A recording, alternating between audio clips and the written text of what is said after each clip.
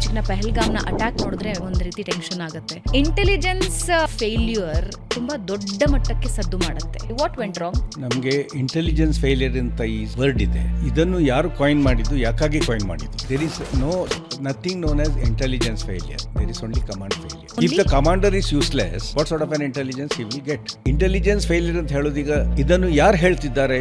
Maximum ಇದ್ರ ಬಗ್ಗೆ ಬರೆಯೋರು ಮಾತಾಡೋರು ಯಾರು? ಎಕ್ಸಾಕ್ಟ್ಲಿ. ಅಲ್ಲಿ ಬರ್ತದೆ ಪಾಲಿಟಿಕ್ಸ್. 1962 ಆ ಟೈಮಲ್ಲಿ ಜನರಲ್ ತಿಮ್ಮಯ್ಯನ ಅವರು ಹೇಳಿದ್ರು, ಬರಹೋತಿ ಪ್ಲೇನ್ಸ್ ಅಲ್ಲಿ ಇವರು ಎಮಾಸ್ ಮಾಡ್ತಿದ್ದಾರೆ ಟ್ರಿಪ್ಸ್ ಅಂತ. ನೆಹರು ಗವರ್ಮೆಂಟ್ ಇತ್ತು, ಕೊಳ್ಳಿಲ್ಲ. ಅವ್ರು ಹೇಳಿದ್ರು ಚೈನೀಸ್ ಹಾಗೆ ಮಾಡೋ ಚಾನ್ಸೇ ಇಲ್ಲ. ಮತ್ತೆ ಕಾಶ್ಮೀರಲ್ಲಿ ಅಲ್ಲಿದ್ದು ಜನರಿಗೆ ಏನಾಗಿದೆ ಅಂತ ಹೇಳಿದ್ರೆ, ಈಗ ಅಂತಲ್ಲ, 1948 ಆದ್ಮೇಲೆ ಅವ್ರಿಗೆ ಎರಡು ಸೈಡ್ ಬೆನಿಫಿಟ್ ತಗೊಳ್ಬೇಕು. ಪಾಕಿಸ್ತಾನದಿಂದನೂ ಬೇಕು, ಇಂಡಿಯಾದಿಂದನೂ ಬೇಕು. ಅದೊಂದು. ಈಗ ಅವ್ರಿಗೆ ಗೊತ್ತಾಗಿದೆ ಪಾಕಿಸ್ತಾನದಿಂದ ಏನು ಸಿಕ್ಕೋದಿಲ್ಲ. ಫಸ್ಟ್ ಆಫ್ ಆಲ್ ಇಂಟೆಲಿಜೆನ್ಸ್ ಯಾರಿಗೆ ಗೊತ್ತಾಗೋದು? Police will the first information. ಅದು ಯಾರು ಮಾಡಿರ್ಬೋದು ಅಂತ ಟಕ್ಕಂತ ಅವ್ರ ನೋಟಿಸ್ಗೆ ಬರ್ತದೆ. ಸೊ ಎಲ್ಲಿಯಾದ್ರೂ ಯಾವ ಇಂಟೆಲಿಜೆನ್ಸ್ ಆದ್ರೂ ಗ್ರೌಂಡ್ ಲೆವೆಲ್ ಪೊಲೀಸಿಂದ ಸಿಗೋದು. ಗಾಂಧಿ ಅವರು ಏನು ಹೇಳಿದ್ದು? India is a peace loving country. In fact ಅವರು ಜನರಲ್ ಕಾರ್ಯಭಾಗ ಚೀಫ್ ಆಗಿದ್ರು, ಫೀಲ್ಡ್ ಮಾರ್ಷಲ್ ಕಾರ್ಯಪ್ಪ. ಅವ್ರನ್ನ ಕರೆದು ಹೇಳಿದ್ರು, ನಮಗೆ ಆರ್ಮಿನೇ ಬೇಡ. ಯಾಕೆ ಆರ್ಮಿ ಬೇಕು? Because we are a peace loving country. ಅದಕ್ಕೆ ಅವರು ಆರ್ಮಿದು ಸೈಜನ್ನು ಅವ್ರು ಕಟ್ ಮಾಡ್ಕೊಂಡು ಬಂದರು, ಬೆಳೆಸಲಿಲ್ಲ ಆರ್ಮಿ. ಅಲ್ಲಿ ಬಂದಿಲ್ಲ ಚೈನೀಸ್, ಸುಮ್ಮನೆ ಹೇಳೋದು ಅಂತ. ಯಾಕೆಂದ್ರೆ ಕರಿಯಪ್ಪನವರು ಅವ್ರಿಗೆ ಆಗೋಷ್ಟು ಅವ್ರು ಕನ್ವಿನ್ಸ್ ಮಾಡಿದ್ರು, ಹಾಗೆ ನಮಗೆ ಆಗೋದಿಲ್ಲ. ಈಗ ನೋಡಿ 1948 ಇದಾಯಿತು, ಇನ್ನು ಮುಂದಕ್ಕೂ ಇವರು ಮಾಡಬಹುದು ಅಂತ. ಅದನ್ನು ಒಪ್ಕೊಳ್ಳಿಕ್ಕೆ political system was not ready. ನಮಸ್ಕಾರ ವೀಕ್ಷಕರೇ, ಬೆಂಗಳೂರು ಬಜ್ ಪಾಡ್ಕಾಸ್ಟ್ಗೆ ಸ್ವಾಗತ. ನಾನು ಭಾವನಾ ನಾಗಯ್ಯ. ದೇಶದಾದ್ಯಂತ ಈಗ ಸದ್ಯಕ್ಕೆ ಚರ್ಚೆ ಆಗ್ತಾ ಇರೋ ವಿಷಯ ಅಂದರೆ ಅದು ಭಾರತ ಪಾಕಿಸ್ತಾನದ ನಡುವಿನ ಆಪರೇಷನ್ ಸಿಂಧೂರ ಮತ್ತು ಅದಾದ ನಂತರದ ಬೆಳವಣಿಗೆ. ಇತ್ತೀಚೆಗಿನ ದಿನಗಳಲ್ಲಿ ಜೋ ಅನ್ನೋ ಇನ್ಫ್ಲೂಯೆನ್ಸರ್ NIA ವಶದಲ್ಲಿದ್ದಾಳೆ. ಆಕೆ ಭಾರತದ ಮಿಲಿಟರಿ ಬಗ್ಗೆ, ಭಾರತದ ರಕ್ಷಣಾ ವ್ಯವಸ್ಥೆಯ ಬಗ್ಗೆ ಸ್ಪೈ ಮಾಡಿ ಅದರ ಸಂಪೂರ್ಣ ಮಾಹಿತಿನ ಪಾಕಿಸ್ತಾನಕ್ಕೆ ರವಾನೆ ಮಾಡ್ತಾ ಇದ್ಲು ಅಂತ ಮಾಹಿತಿ ಸದ್ಯಕ್ಕೆ ಬಂದಿದೆ. ಆದರೆ NIA ಈಗ ತನಿಖೆ ನಡೆಸ್ತಾ ಇದೆ. ಸದ್ಯಕ್ಕೆ ಯಾವುದೇ ಇನ್ಫಾರ್ಮೇಷನ್ ಆಕೆ ಬಾಯಿಂದ ಬಂದಿಲ್ಲ ಅನ್ನೋದು ಗೊತ್ತಾಗ್ತಾ ಇರೋ ವಿಷಯ. ವೀಕ್ಷಕರೇ, ಭಾರತದ ವಿರುದ್ಧ ಪಾಕಿಸ್ತಾನ ನಿರಂತರವಾಗಿ ಇಂತಹ ಕೃತ್ಯಗಳನ್ನು ಮಾಡ್ತಾ ಇದೆ. ಕೆಲವೊಂದು ಹನಿ ಟ್ರ್ಯಾಪ್ನ ವಿಷಯಗಳನ್ನು, ಅಂದರೆ ಆರ್ಮಿ ಆಫೀಸರ್ಸ್, ನೇವಿ ಆಫೀಸರ್ಸ್ ವಿರುದ್ಧ ಹನಿ ಟ್ರ್ಯಾಪ್ನ ಪ್ರಕರಣಗಳು ಕೂಡ ನೀವೀಗಾಗಲೇ ಬಹಳಷ್ಟು ಕೇಳ್ಪಟ್ಟಿದ್ದೀರ. ಇಂತಹ ಹೊತ್ತಲ್ಲೇ ಭಾರತ ತನ್ನ ಪ್ರಬಲವಾದ ಒಂದು ಅಸ್ತ್ರವನ್ನು ಪ್ರತಿದಿನವೂ ಬಳಸ್ತಾ ಇದೆ. ಅದು ನಮ್ಮ ರಾ ಏಜೆಂಟ್ಗಳ ಮೂಲಕ. ಹಾಗೂ ಇಂಟೆಲಿಜೆನ್ಸ್ ಆಫೀಸರ್ಗಳು ಪ್ರತಿ ಕ್ಷಣ ಒಂದು ವಾರ್ನಲ್ಲಿರ್ತಾರೆ. ಈಗ ಪಾಕಿಸ್ತಾನ ಮತ್ತು ಇಂಡಿಯಾದ ನಡುವೆ ನೀವು ನೋಡಿದ್ದೀರಲ್ಲ, ಇದು ಕಣ್ಣಿಗೆ ಕಾಣುವ ಯುದ್ಧ. ನಾವು ಹೆಲಿಕಾಪ್ಟರ್ಗಳು ಅಥವಾ ಫೈಟರ್ ಜೆಟ್ಗಳು ಹೋಗಿ ಅಲ್ಲಿ ಧ್ವಂಸ ಮಾಡಿ ಬಂದಿರೋದನ್ನು ಕಣ್ಣಾರೆ ಕಾಣ್ತಾ ಇದ್ದೀವಿ. ಆದರೆ ನಮ್ಮ ಎಷ್ಟೋ ಆಫೀಸರ್ಗಳು, ಅಂಡರ್ ಕವರ್ ಏಜೆಂಟ್ಗಳು, ಸ್ಪೈಗಳು ಪ್ರತಿನಿತ್ಯ ಒಂದು ವಾರ್ ಮಾಡ್ತಾ ಇರ್ತಾರೆ. ಅವರು ಹಾಗೆ ವಾರ್ ಮಾಡ್ತಾ ಇರೋದ್ರಿಂದಲೇ ನಾವೆಲ್ಲ ನೆಮ್ಮದಿಯಾಗಿ ಇಲ್ಲಿ ಕೂತಿದ್ದೀವಿ. ಶತ್ರು ರಾಷ್ಟ್ರ ಪಾಕಿಸ್ತಾನ ಮಾಡ್ತಾ ಇರುವಂತಹ ವಿಧ್ವಂಸಕ ಕೃತ್ಯಗಳ ಪ್ಲ್ಯಾನ್ಗಳನ್ನು ಅಲ್ಲಲ್ಲೇ ತಡಿಬೇಕು ಅಂದರೆ ಅದೊಂದು ದೊಡ್ಡ ವ್ಯವಸ್ಥೆ ಇರಬೇಕು. ಆ ವ್ಯವಸ್ಥೆಯ ಹೆಸರೇ ಇಂಟೆಲಿಜೆನ್ಸ್. ಎಲ್ಲದರ ಬಗ್ಗೆ ನಮ್ಮ ಜೊತೆ ಮಾತನಾಡೋದಕ್ಕೆ, ಅದರ ವಿಸ್ತಾರ ಏನು, ಆಳ ಏನು, ಅಗಲ ಏನು ಅನ್ನೋದನ್ನು ತಿಳಿಸ್ಕೊಡೋದಕ್ಕೆ ನಮ್ಮೊಂದಿಗೆ ಒಬ್ಬ ವಿಶೇಷ ಅತಿಥಿ ಇದ್ದಾರೆ. ಅವರು 7 ಬಾರಿ ಪಾಕಿಸ್ತಾನಕ್ಕೆ ಹೋಗಿದ್ದಾರೆ. 30 ವರ್ಷಗಳ ಕಾಲ ಆರ್ಮಿಯ ಇಂಟೆಲಿಜೆನ್ಸ್ನಲ್ಲಿ ಕೆಲಸ ಮಾಡಿದ್ದಾರೆ. 37 ವರ್ಷಗಳ ಅವರ ಸರ್ವಿಸ್ನಲ್ಲಿ.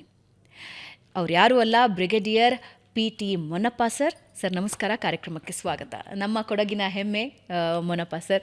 37 ವರ್ಷಗಳ ಆರ್ಮಿ ಸರ್ವಿಸ್ನಲ್ಲಿ, 30 ವರ್ಷಗಳು ಇಂಟೆಲಿಜೆನ್ಸ್ನಲ್ಲಿ ಇದ್ದೀರಾ ಸರ್. ಇಂಟೆಲಿಜೆನ್ಸ್ ಅಂದ ತಕ್ಷಣ ನಮಗೊಂಥರ ಗೂಸ್ ಬಂಪ್ಸ್ ಬರುತ್ತೆ. ನಾನು ಯಾವಾಗಲೂ ಅಂದ್ಕೊಳ್ತಾ ಇರ್ತೀನಿ, ನಾವು ಯಾಕೆ ನೆಮ್ಮದಿಯಾಗಿ ನಿದ್ದೆ ಮಾಡ್ತಾ ಇದ್ದೀವಿ ಅಂತ ಹೇಳಿದ್ರೆ, ನಮ್ಮ ಆರ್ಮಿ ಅಷ್ಟು ಎಫೆಕ್ಟಿವ್ ಆಗಿ ಕೆಲಸ ಮಾಡ್ತಾ ಇರೋದ್ರಿಂದಲೇ ನಾವೆಲ್ಲರೂ ನೆಮ್ಮದಿಯಾಗಿ ನಿದ್ದೆ ಮಾಡ್ತಾ ಇದ್ದೀವಿ ಅಂತ. ಇತ್ತೀಚೆಗಿನ ವರ್ಷಗಳಲ್ಲಿ ಪಾಕಿಸ್ತಾನದಿಂದ ಬರ್ತಾ ಇರುವಂತಹ ದಾಳಿಗಳು ಕಡಿಮೆಯಾಗಿದೆ ನಿಜ. ಆದರೆ ಅದು ಇತ್ತೀಚೆಗಿನ ಪಹಲ್ಗಾಮ್ನ ಅಟ್ಯಾಕ್ ನೋಡಿದ್ರೆ ಒಂದು ರೀತಿ ಟೆನ್ಷನ್ ಆಗುತ್ತೆ. ಕೈಯಲ್ಲಿ ಶಸ್ತ್ರ ಇಲ್ಲದೆ ಇರುವಂಥವರು, ಕುಟುಂಬದ ಜೊತೆ ಹೋಗಿ ಎಂಜಾಯ್ ಮಾಡಬೇಕು ಅಂತ ಅಂದುಕೊಂಡಿರೋರು, ಅವರುಗಳನ್ನು ನಿರ್ದಾಕ್ಷಿಣ್ಯವಾಗಿ ಕುಟುಂಬಸ್ಥರ ಕಣ್ಣೆದುರಿಗೆ ಕೊಲ್ಲಲಾಯಿತು. ಹಾಗೆ ಹೋಗಿ ಮೋದಿಗೆ ಹೇಳಿ ಅನ್ನೋ ಮಾತನ್ನು ಹೇಳ್ಬಿಟ್ಟು ಹೋದರು. ಅದಾದಮೇಲೆ operation Sindoor, what ever happened, ಅದು ಇಡೀ ವಿಶ್ವದ ಮುಂದೆ ಇದೆ. ಸರ್, ಇಂಟೆಲಿಜೆನ್ಸ್ ಒಂದೇ ಒಂದು ಫೇಲ್ಯೂರ್ ತುಂಬ ದೊಡ್ಡ ಮಟ್ಟಕ್ಕೆ ಸದ್ದು ಮಾಡುತ್ತೆ. 10 ಸಕ್ಸಸ್ ಸ್ಟೋರೀಸ್ನ ಯಾರೂ ಮಾತಾಡೋದಿಲ್ಲ.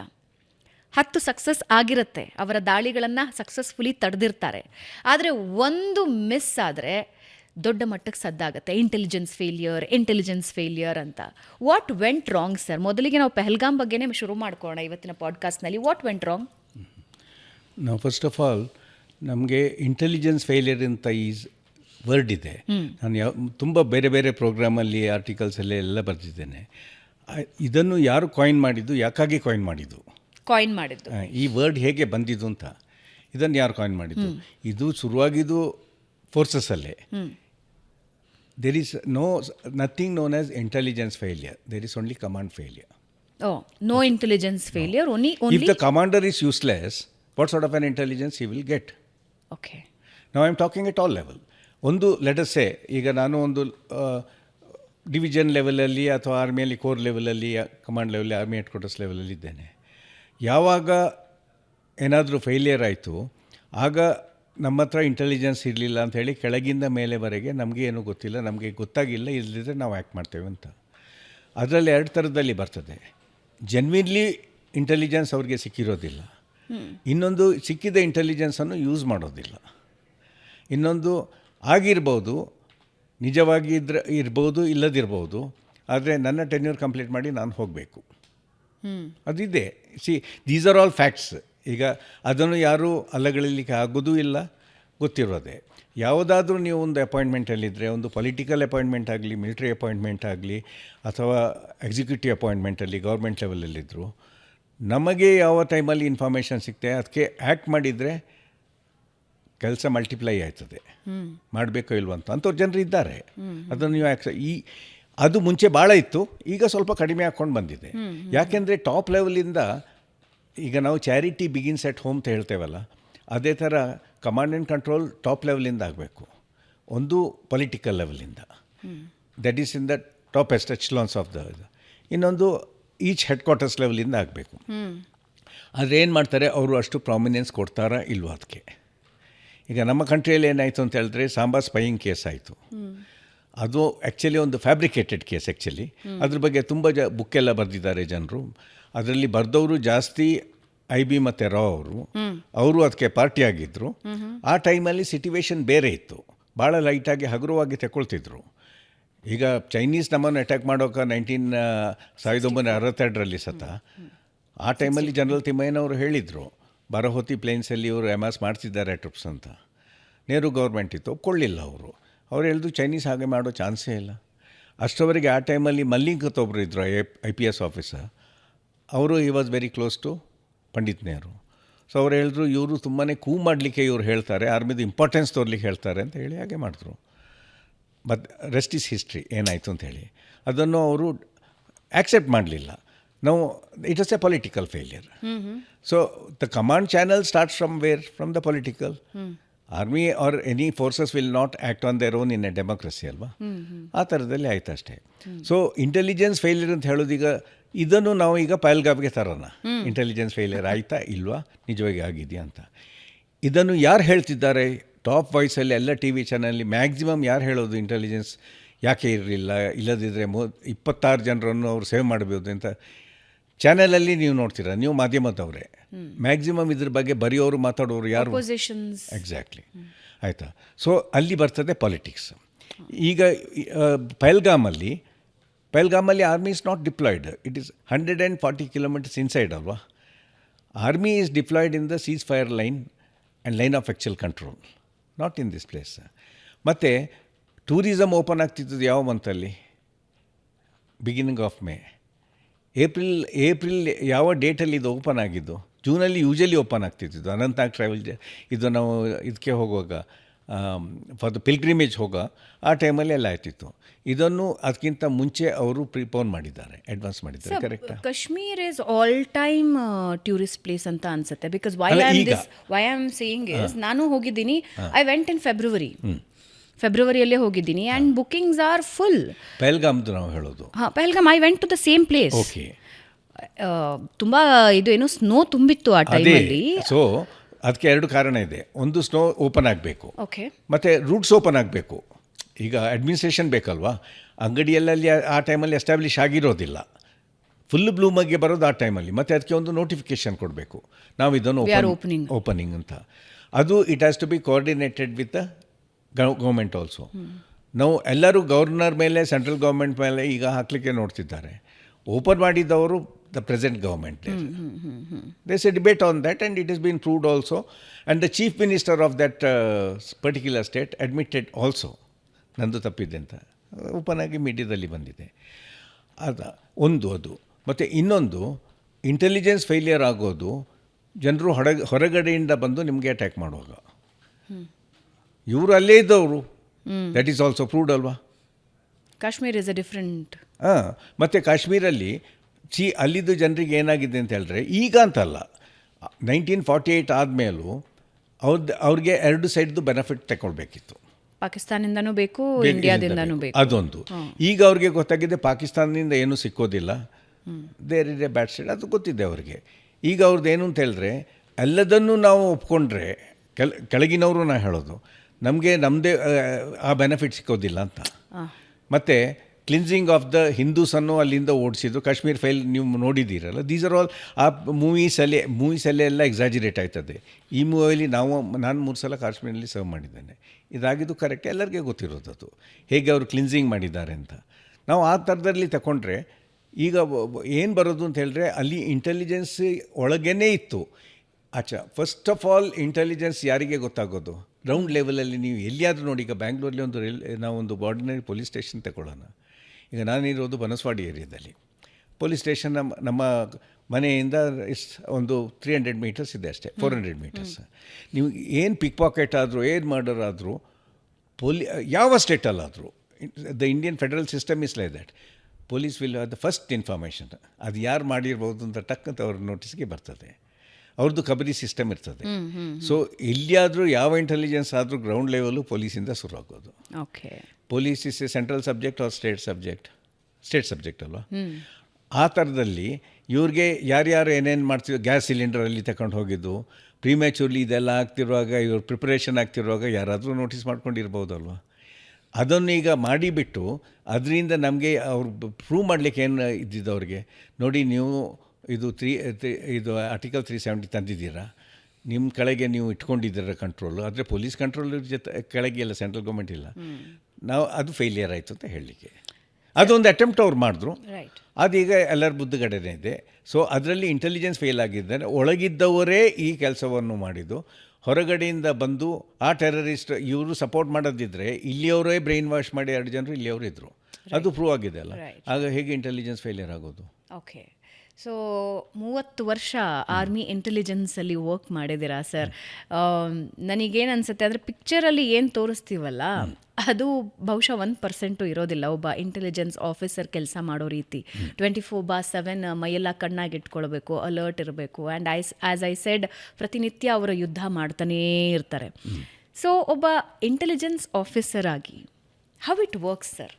ಇಂಟೆಲಿಜೆನ್ಸ್ ಡಿಪಾರ್ಟ್ಮೆಂಟ್, ಇಂಟೆಲಿಜೆನ್ಸ್ ಏಜೆನ್ಸಿ ಹೆಂಗೆ ವರ್ಕ್ ಮಾಡುತ್ತೆ? ಈಗ intelligence, there is no doubt it is 24/7. But if I start working 24/7, I wouldn't have been sitting here. Okay. Alva? As simple as that. We have got our routine, this one. ಒಂದೇ ಒಂದು difference ಹೇಳಿದ್ರೆ, it is not only intelligence. ನಾವು ಈಗ Indian ಆರ್ಮಿದು, ನೇವಿದು, ಏರ್ಫೋರ್ಸ್ದು account ತಗೊಳ್ಳೋಣ. That is also working 24/7. ಯಾಕೆಂದರೆ it is not like, unless ನಿಮಗೆ ಅಭ್ಯಾಸ ಇಲ್ಲದಿದ್ದರೆ, ಅಪ್ಗ್ರೇಡೇಷನ್ ಇಲ್ಲದಿದ್ದರೆ, ಟ್ರೈನಿಂಗ್ ಇಲ್ಲದಿದ್ದರೆ, ದಟ್ ಈಸ್ ವೈ ಆಗ ಎಲ್ಲರೂ ಎವ್ರಿಥಿಂಗ್ ಹೊರಗಡೆ ಅವ್ರಿಗೆ ಆರ್ಮಿಯಲ್ಲಿ ಪಾರ್ಟಿ ಆಯ್ತದೆ, ಇದಾಯ್ತದೆ, ಎಲ್ಲ ಆಯ್ತದೆ, ಅವ್ರು ಹೇಳೋದು they are not doing anything. It is not there. ಇದೆಲ್ಲ ಮುಂಚಿನ ಟೈಮಲ್ಲಿ ಆಗ್ತಿತ್ತು. ಆಫ್ಟರ್ 1948 ಅಲ್ಲಿಂದ ನಮ್ಮ ನೇಷನ್ದು ಥಿಯರಿ ಏನಿದೆ ಅಂತ ಹೇಳಿದ್ರೆ, ಗಾಂಧಿಯವರು ಏನು ಹೇಳಿದ್ದು, India is a peace loving country. In fact ಅವರು ಜನರಲ್ ಕಾರ್ಯಪ್ಪ ಆಗ ಚೀಫ್ ಆಗಿದ್ದರು, ಫೀಲ್ಡ್ ಮಾರ್ಷಲ್ ಕಾರ್ಯಪ್ಪ.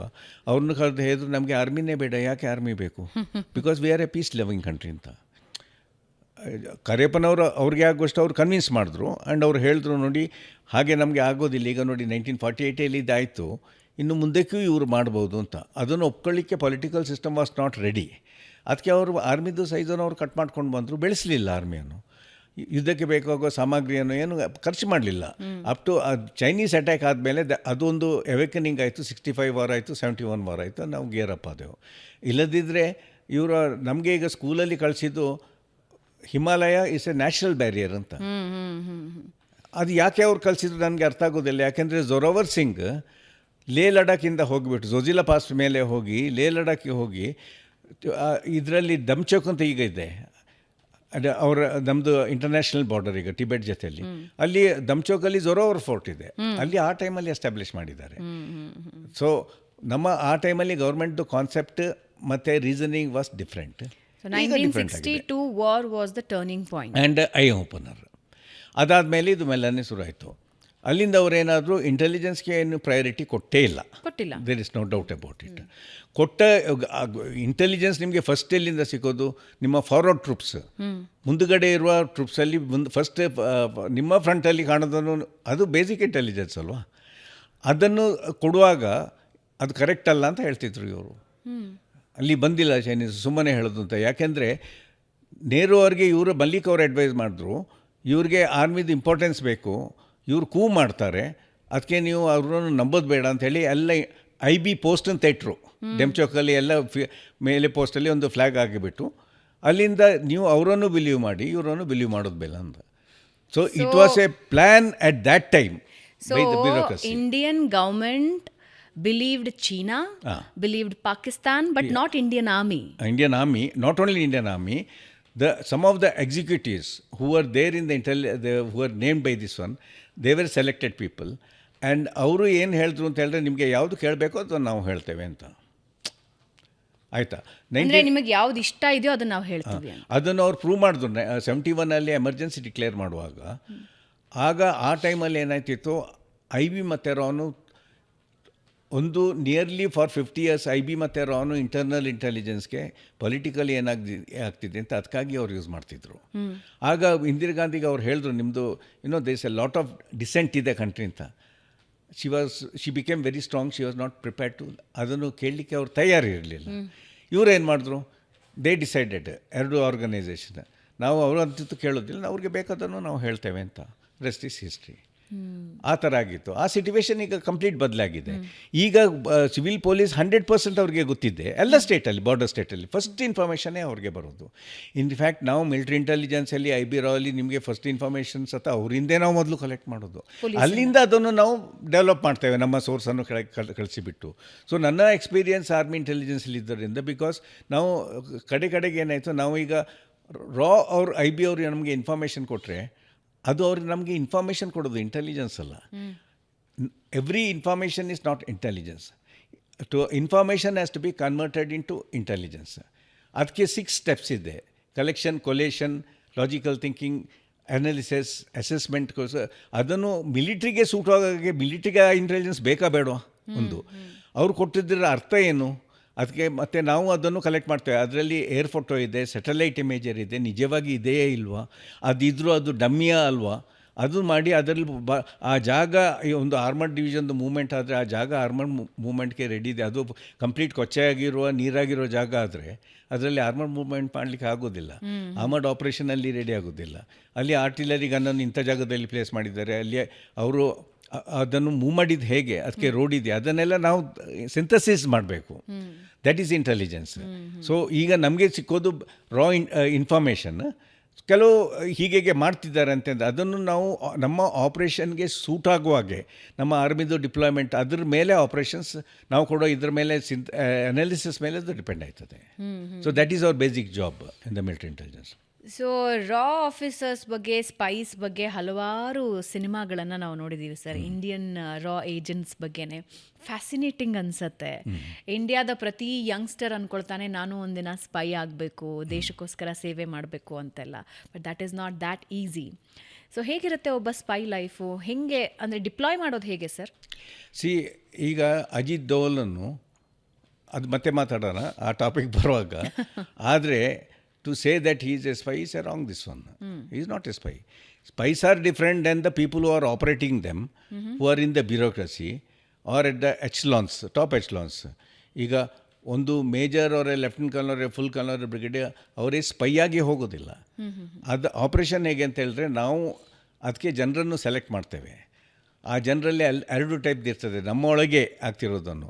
ಈಗ ಟೋಟ್ಲಿ ನಾರ್ಮಲ್ ಬ್ರಾಡಲ್ಲಿ ನಿಮಗೆ ಹೇಳಬೇಕು ಅಂತಾದರೆ, ಈಗ ನಮ್ಮ ಆರ್ಮಿಯಲ್ಲಿ ಒಂದು acquisition, that is combat intelligence ಅಂತಿದೆ.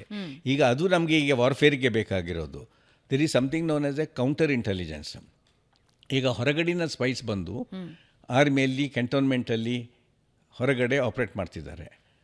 ಅವ್ರ ಬಗ್ಗೆ ನಿಗಾ ಇಟ್ಕೊಂಡು ಅವ್ರ ಬಗ್ಗೆ ಇನ್ಫಾರ್ಮೇಷನ್ ಕಲೆಕ್ಟ್ ಮಾಡಿ ಅದನ್ನು ನಾವು ಅಡ್ಮಿನಿಸ್ಟ್ರೇಟಿವ್ ಸಿಸ್ಟಮ್ಗೆ ಹೇಳಿ, ಪೊಲೀಸ್ಗೆ ಹೇಳಿ ವಿತ್ ಪ್ರೂಫ್ ಮಾಡಿಬಿಟ್ಟು ಅವರನ್ನು ಅರೆಸ್ಟ್ ಮಾಡಿಸಿ ದೆನ್ ಅದು ಸಿವಿಲ್ ಕೇಸ್ ಆಯ್ತದೆ.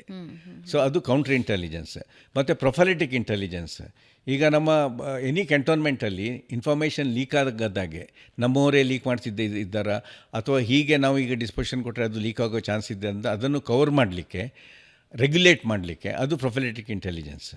ಮತ್ತು ಸ್ಯಾಟಲೈಟ್ ಇಂಟೆಲಿಜೆನ್ಸ್, ಇದು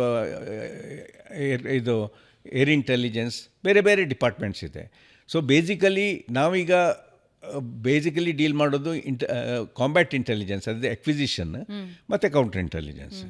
ಈಗ ನಾವು ಕೌಂಟರ್ ಇಂಟೆಲಿಜೆನ್ಸ್ ಹೇಳಿದ್ರೆ again any officer at a captain or a majors level, usually a captain level, ಎಲ್ಲಿ ಇಂಟೆಲಿಜೆನ್ಸ್ ನಮ್ಮ ಪೋಸ್ಟ್ ಆಗಿರ್ತಾರೆ ಅವರು ಪೊಲೀಸ್ ಜೊತೆಯಲ್ಲಿ ಮತ್ತು ಅಲ್ಲಿ ಲೋಕಲ್ IB ಮತ್ತು ರಾವ್ರ ಜೊತೆಯಲ್ಲಿ ಕ್ಲೋಸ್ ಅಸೋಸಿಯೇಷನಲ್ಲಿ ಇರ್ತಾರೆ.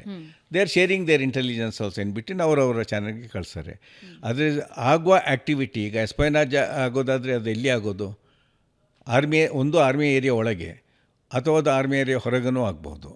ಆರ್ಮಿಯಿಂದ ಅವ್ರಿಗೆ ಯಾರಾದರೂ ಇಂಟೆಲಿಜೆನ್ಸ್ ನಮ್ಮವರೇ ಮಿಲಿಟ್ರಿಯವರು ಕೊಡ್ತಿದ್ರೆ ಲೋವರ್ ಲೆವೆಲ್ ಹೈಯರ್ ಲೆವೆಲು ಅವ್ರ ಮೇಲೆ ಕಣ್ಣಿಟ್ಕೊಳ್ತೇವೆ. ಅದು ನಮ್ಮ ಕೆಲಸ. ಅಲ್ಲಿಂದ ಅದನ್ನು ಎಕ್ಸ್ಟೆಂಡ್ ಮಾಡೋದಾದರೆ ಹೊರಗಡೆ ನಾವು ಅದನ್ನು ಶೇರ್ ಮಾಡಬೇಕಾದ್ರೆ ಅಪ್ರೂವಲ್ ತಗೊಂಡು ಅಪ್ರಾಪ್ರಿಯೇಟ್ ಲೆವೆಲ್ಲಿ ನಾವೇ ಅವರನ್ನು ಹಿಡಿದು ಲೋಕಲಿ ಆರ್ಮಿಯಲ್ಲಿ ಅರೆಸ್ಟ್ ಮಾಡಿಬಿಟ್ಟು ಕೇಸ್ ಡೆವಲಪ್ ಮಾಡಿ ಅದನ್ನು ಅಲ್ಲಿಂದ ಅದು ಕೋರ್ಟ್ಗೆ ಹೋಗಬೇಕು. So that is the procedure and ನಾವು ಫಾಲೋ ಮಾಡೋದು. ಈಗ ರಾ ಮತ್ತು IBಯಲ್ಲಿ ಈಗ ರಾ is basically for external intelligence. ಮುಂಚೆ ಏನು ಮಾಡ್ತಿದ್ರು, ರಾ ಅವರೂ ಒಳಗೆ ಯೂಸ್ ಮಾಡ್ತಿದ್ರು, IB ಅವರೂ ಹೊರಗೆ ಎಂಬೆಸಿಯಲ್ಲಿ ಯೂಸ್ ಮಾಡ್ತಿದ್ರು. ಈಗ ಒಳ್ಳೆ ಒಂದು 10-15 ವರ್ಷದಿಂದ ಒಳ್ಳೆ ಕಂಪಾರ್ಟ್ಮೆಂಟಲೈಸೇಷನ್ ಹಾಕಿದ್ದಾನೆ. ಮತ್ತು ಆ ಟೈಮಲ್ಲಿ ಏನಾಗ್ತಿದೆ ಅಂದರೆ ಹೈಯರ್ ಲೀಡರ್ಶಿಪ್ ಅಥವಾ ಅವ್ರಿಗೆ ಇಂಟ್ರೆಸ್ಟ್ ಇರಲಿಲ್ಲ, ಬೇಡ ಅಂತ ಇದ್ದಿರ್ಬೋದು ಬೇಕಾದರೆ, ಅಥವಾ ಅವರು ಅಷ್ಟು ಅದ್ರ ಮೇಲೆ ಇಂಪಾರ್ಟೆನ್ಸ್ ಕೊಡಲಿಲ್ಲ. ಸೊ ಜನರು ಅವ್ರ ಕೆಲಸ ಮಾಡ್ತಿರಲಿಲ್ಲ. It is A fact. ಈಗ ನನ್ನ ಲೆಕ್ಕ ಪ್ರಕಾರ ಫ್ರಮ್ 2015 ಆನ್ವರ್ಡ್ಸ್ ಅಲ್ಲಲ್ಲಿ ಟೈಟ್ ಮಾಡಿದ್ದಾರೆ. ಮತ್ತು ತುಂಬ ಜನರು ಇಲ್ಲಿಂದ ರಾ ಮತ್ತು IBಯಲ್ಲಿ IPS ಆಫೀಸರ್ ಹೋಗೋರು ಅವ್ರಿಗೆ ಸ್ಟೇಟ್ ಕಾರ್ಡರಲ್ಲಿ ಫಿಟ್ ಆಗೋದಿಲ್ಲ ಅಂತ ಹೇಳಿದ್ರೆ ವಾಲಂಟಿಯರ್ ಮಾಡ್ತಿದ್ರು. ಈಗ most of the IPS and IAS officer ಒಂದು ನಾನು ಹೇಳ್ತೇನೆ, they good, there is no doubt about it. They got a high calibre, they got intelligence. When they join this one in their cadre, they join with the intention of serving the nation also. Like army also, when you join army, that is part of it. ನಾನೀಗ ಕೆಲವರು ಹೇಳ್ತೇನೆ ಯಾಕೆ ನಾನು ದೇಶ ಸೇವೆ ಮಾಡಲಿಕ್ಕೆ ಅಂತ.